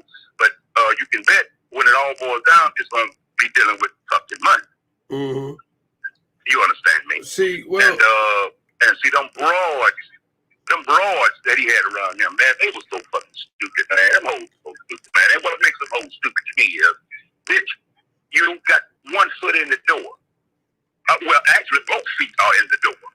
Now, you can take advantage of that by doing certain things to enlighten yourself. You know, as far as starting this and starting that. But now, you hoes and you got up in there living a lifestyle of rich and famous. You've gotten comfortable. And now that daddy, he want to come in and be like, damn, bitch, you ain't doing what you supposed to do. You understand what I'm saying? And it's just fucked up. You know. But, you know, what don't come out in the wash comes out in the rinse. You understand me? Right. And see, when that shit do come to court, R. Kelly going to have to get on that stand, and he going to have to drop some dimes on them motherfuckers. Because they surely dropping dimes on him. Well, it's not gonna get that far, OG. Well, it's not gonna get that far because they got fundamental problems with the case. The fundamental problem that they got with that case is when you look at the information, they make it look like it's talking about Faith Rogers, when the reality of it is, they're talking about Faith Rogers, but Azriel is giving them all the information. Azriel give them all of the information, but yet they talk about Faith Rogers. Don Russell's witness intimidation and shit was against Faith Rogers. He ain't fuck with the bitch Azriel. Right. You know, But and see, this they is what I'm take saying. it, they modify it, Right. and flip it around to mean something else. Yeah, so they flip the shit around. And then see, this is the thing too, man, about that nigga over there in Georgia, Bozo. See that nigga there, every time he come on, you know, he be cracking people. You working for Don Russell. You working for Don Russell. See, he was trying to get folks fucked up. You understand what I'm saying? Right. You know, yeah, man. And I think I saw somewhere last night. I saw somewhere where they was somebody had posted up him and Grown Boy was going to the feds today and all that. Well, we already know y'all some police ass niggas anyway. That's obvious. Right. You feel me? So you know, it's just man, it's just all fucked up, dog. You know. But OG, you got when you are in the game, like as a fellow, you know, you older than me in the game. Right. A fellow game person, man, we can't sit there and watch this shit. I mean, I can't be around a whole bunch of motherfuckers snitching off the first. No, me either. Out the no, gate. me either. No, me either. I can't sit there and do that shit. When the dude trying to align and connect people to Don Russell and Don Russell this, Don Russell that, man, you either gonna blow up or you gonna hoe up, man. Which one you gonna do? Right. And that was the fix. If people don't see that Dana went and gave this information in this latest lawsuit, when the feds come down, the feds check business records. They subpoena shit and personnel and subpoena records. They subpoena business records. When the shit starts saying the LinkedIn profile says this and Facebook page said that and all that, that was Dana who did that shit. I heard that, dog. And period. Yeah, I heard that. So, I mean, you know, for me, it wasn't no point of watching it because even when you start talking about burning up and blowing up cars, niggas don't do shit like that. No, not for real. Yeah, so you're right. Yeah. So you're right. You know, so you're right. Yeah, niggas really don't do no type shit like that for real, man. And when I first seen that, I'm like, damn, now who the fuck would do some shit like that? You feel me? You know? Yeah. I mean, you know, this is all a scam, man. Yeah, that's what it is. And see, what really tripped me out also, man, you know what really tripped me out? What tripped me out was when I heard that the FBI had recordings. You understand what I'm saying? You know, who the fuck calls a potential witness house, call their number? Who does that? Hey, man. And then who send emails? Who does that? Hey, that's what I'm saying. Yeah, now why the fuck would I send a motherfucker an email that could be traced back to me, dog? You understand me?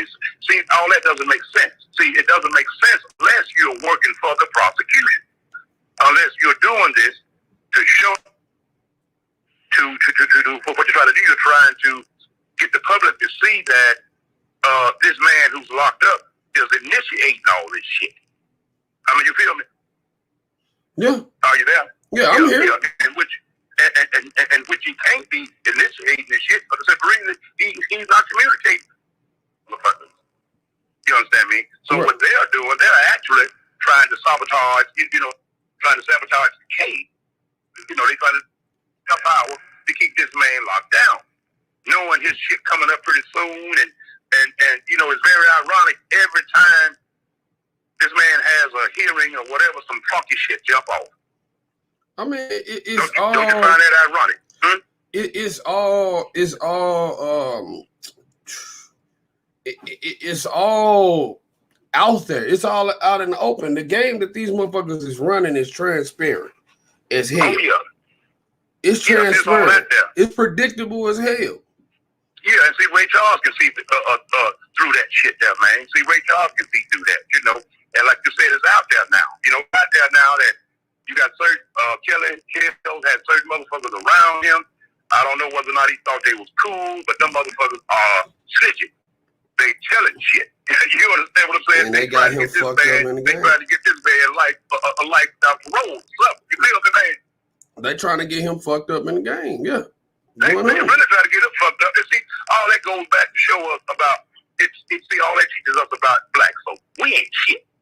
Niggas ain't shit. Yeah. And I'll be the first one to tell you, you know, niggas ain't shit. And see, like I said, when I was in the game, the police never frightened me because I knew what their job was.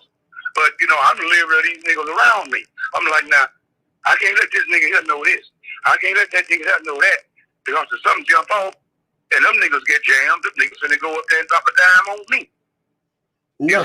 So when I did get jammed when I was in the game, couldn't nobody come up there and tell a goddamn thing on me. You understand what I'm saying? Yeah. Because it was certain things I just wouldn't let motherfuckers know. You know? And so, it is what it is, man, But I'm like, damn, I said, when I seen that shit after these motherfuckers really trying to get your house fucked up, these motherfuckers trying to get this bad life without the road with that dumb shit. No, man, and you telling the truth. I mean, you telling the truth. Yeah, I know I am. You telling the truth because these motherfuckers talk. In this. And see, the thing about that too, man, Mm-hmm. Just like with Jaboski and, you and DJ Tyson and other, certain bloggers, you want to give certain motherfuckers the benefit of the doubt. I don't. I ain't giving the motherfucker nothing. I heard that. I ain't giving the motherfucker nothing. I heard that. But, motherfucker call my phone too funny. That I'm not talking to you. Period. Right. At all. And then what tripped me out too, they got Dr. Rice caught up in this shit. Well, I mean, did you see that? Did you see that? That's some whole other shit, man. I can't really go into that shit on the broadcast. Right.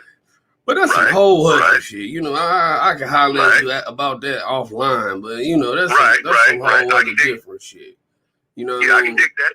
I can dig that. But something too, man. Mm-hmm. What dawned on me too, when that nigga Bozo took that broad, and why the fuck would you take a broad that looks like a teenager, and you know the one who I'm talking about? Mm-hmm. Why would you take this whole round this man, and this man is, already, facing this and that? You gonna bring this broad that looks like a teenager around him, then Cass Jones caught up in this shit and blah blah blah. Man, but what don't come out in the wash comes out in the rinse, though. But see, I wouldn't want I wouldn't even want to be known as being a motherfucker. I wouldn't want to be known as a motherfucker to bring down another black man. You know what? Man, I couldn't feel good about myself, man. You know what was the tall tale sign on Cass Jones? Cass Jones did 2 interviews over on Phases Next Level. It was the second interview that Angelo called in, but the first interview that let me know that she was out of pocket.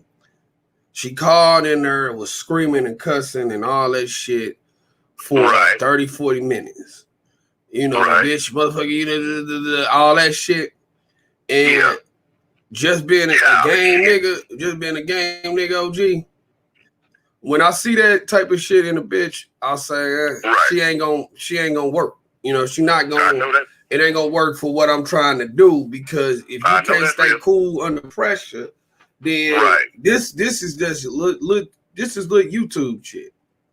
All right. So if I got cool, imagine if we were on some next level street shit. If we was on some next level street shit, then that's the same type of bitch that'll be going off, man. I always pay attention to how a chick acts under pressure. And what that showed me is, if you back her ass in the dark enough corner, she gonna tell everything. Yeah, she gonna tell everything. And see, like I said, pressure bust the pipe. She gonna tell everything. But see, like I said, in my opinion, homegirl will work in both sides. Yeah. You're fucking out of both draw legs, and you're doing shit with the opposition that you shouldn't even be doing, such as having a secret relationship. But then you supposed to be over on this other side. Now, who does that? See, but it's a difference that a real certified nigga give you in your bones. You know what I mean? And you can feel the presence of a real nigga. So for her to be doing all that type of shit with Angelo and all that, I knew she couldn't be about too much of nothing because of who you fucking with. If you fucking with somebody certified, then cool, but you caught up and this dude is a thug, a gangster, the number one thing in the world. I knew. And a sexual goddamn a registered sex offender. I mean, when you're a real nigga, a nigga can be sent for and summoned. if you a real dude, you got the pull to summons a nigga. You know, R. Kelly is just a motherfucking entertainer at the end of the day. You go get the nigga. If what they were saying is true, you would have got touched. Period. So all of this shit about how he talk and all that, that let me know if you let a motherfucker like Angelo push you around, you ain't got too much goddamn sense and you ain't got no street smarts at all. Cause that nigga, you can see that nigga's a pushover.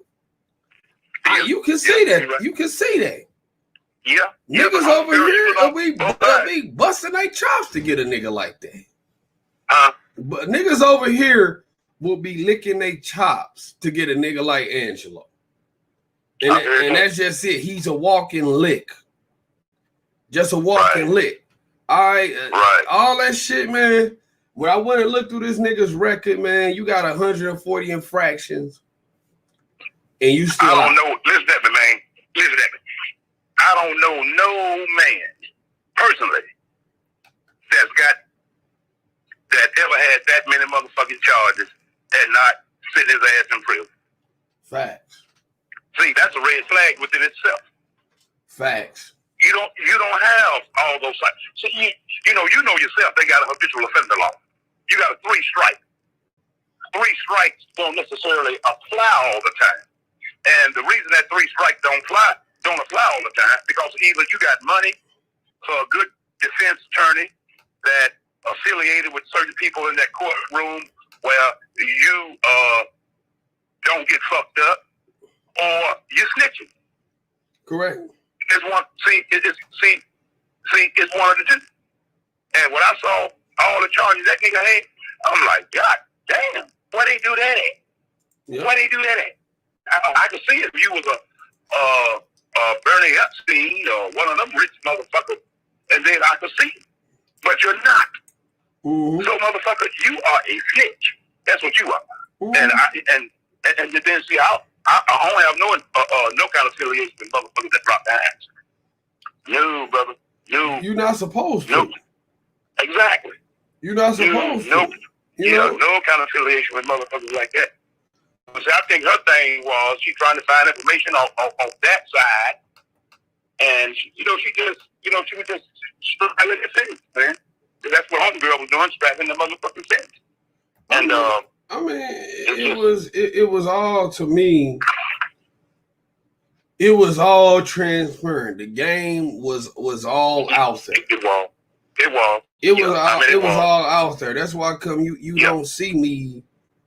You don't see me really out here trying to too much promote, too much talking about it no more, because for me, it's nothing that I can say in the R. Kelly shit to make it make sense anymore.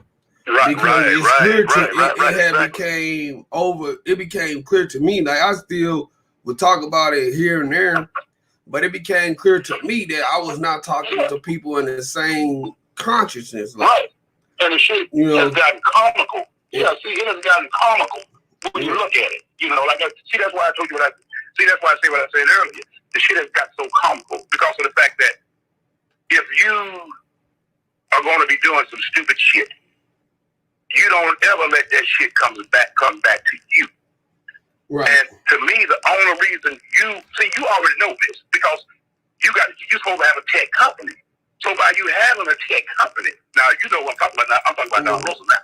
Mm-hmm. If you got a tech company, then you are fully aware about these cell phones. You are fully aware about the internet. You are fully aware about how they traced, and so it's just certain things that you're supposed to know. So when you do all this good shit, you already know it. Then it's coming back to you. So in order to do it, you got to be working for the folks. Right. You feel me? Because if you wasn't working for the folks, it would have been done in a different fashion. All that dumb shit would have been done in a different way. Right. You feel me? Right. So you got to be working for the folks. And I saw somewhere where someone said that when Don Russell was at Dubosky and brought that trophy, some kind of trophy of R. Kelly's, showed it, somebody said that was stolen out the house over in Georgia. That was me. So that was me. Who oh, said that. okay. See that? Yeah, and all that old kind of shit, man. You understand what I'm saying? But this fool did your boy. You don't do your boy like that, man. You don't do shit like that, man. Well, you feel me? Well, it's so much shit that it went on, man. It is. That it's comical. It is at this point, yeah, like you say, man, it's comical. Yeah. And you know, they just doing anything against the wall right now. Yeah, see, you know, all that shit is coming from motherfuckers around. Yeah. I think we lost OG here.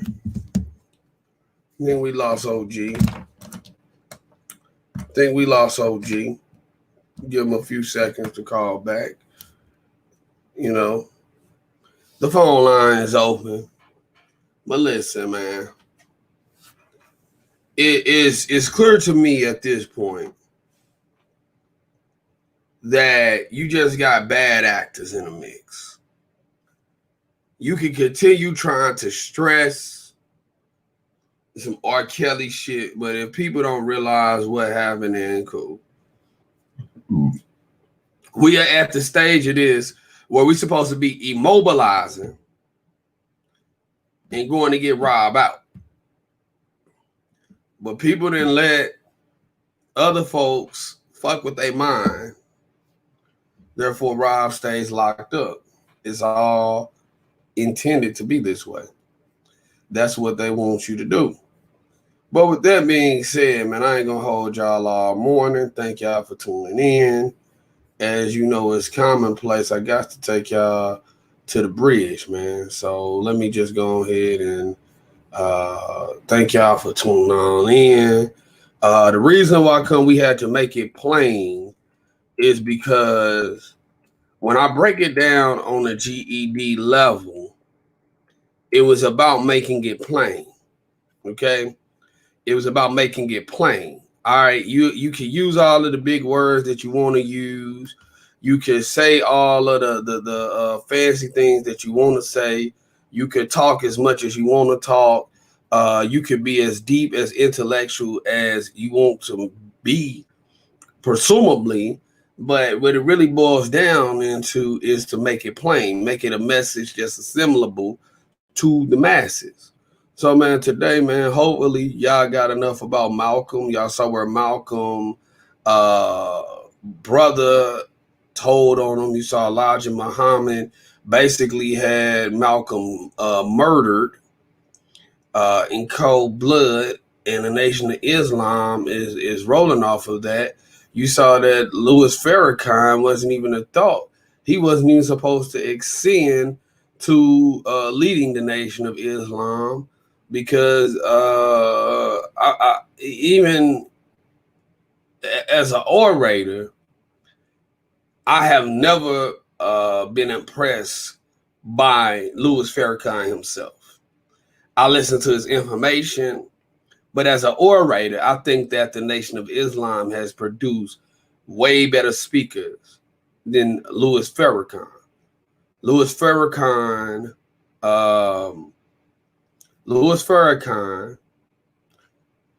is somebody who rose up. He stood to benefit from Malcolm's death. What we are doing, Miss Fat, is we have to draw these parallels. The story is not in just one singular case, but in the whole totality of everything going on. Now, we gotta stay true. And we gotta go to New York. But when we go to New York, again, you have to have a message. You can't have a protest without having something that you want to gain from a protest. You can't have a march without a clear-cut objective. So what we doing is when we go into New York, we gonna go in with a clear-cut objective.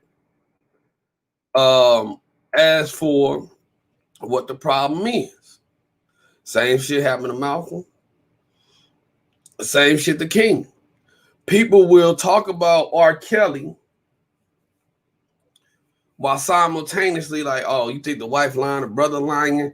We saw that Malcolm X's own brother Filbert Little went and did the same shit to Malcolm, huh? But listen, I got to get on that bridge, and I got to go get my 24 trillion in reparations, man. I'm looking for my 24 trillion in my reparations, y'all. And till we meet again. May peace be with y'all until we meet again. All right. May peace be with y'all until we meet again.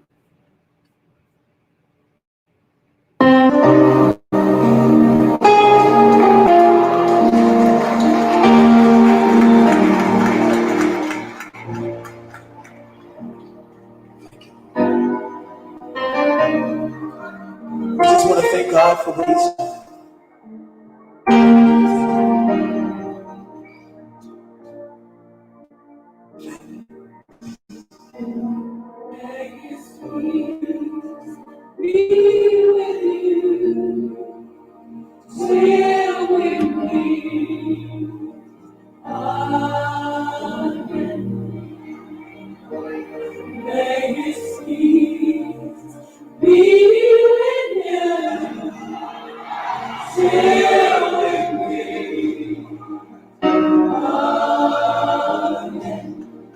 Till we reach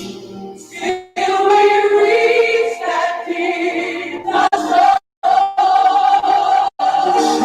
and we'll stand and see no more. May He give you strength to endure till we meet. Till we meet. Till we meet.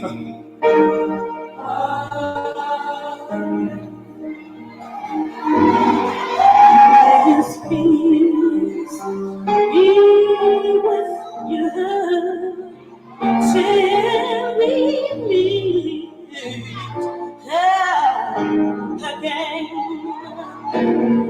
May His peace be with you till we meet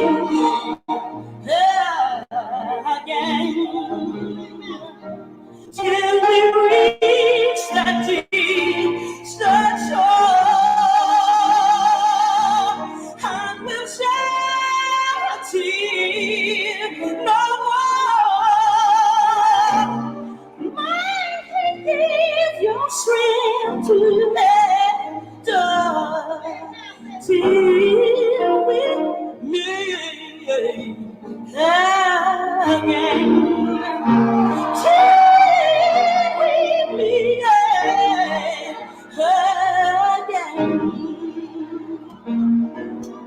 May His peace be with you till we meet again. May His peace be with you till we meet again.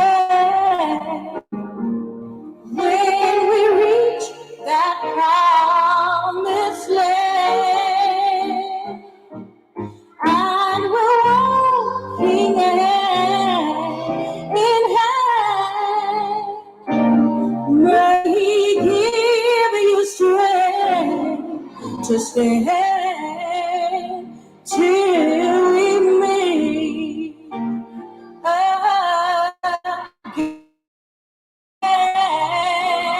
We'll meet again. May His love be with you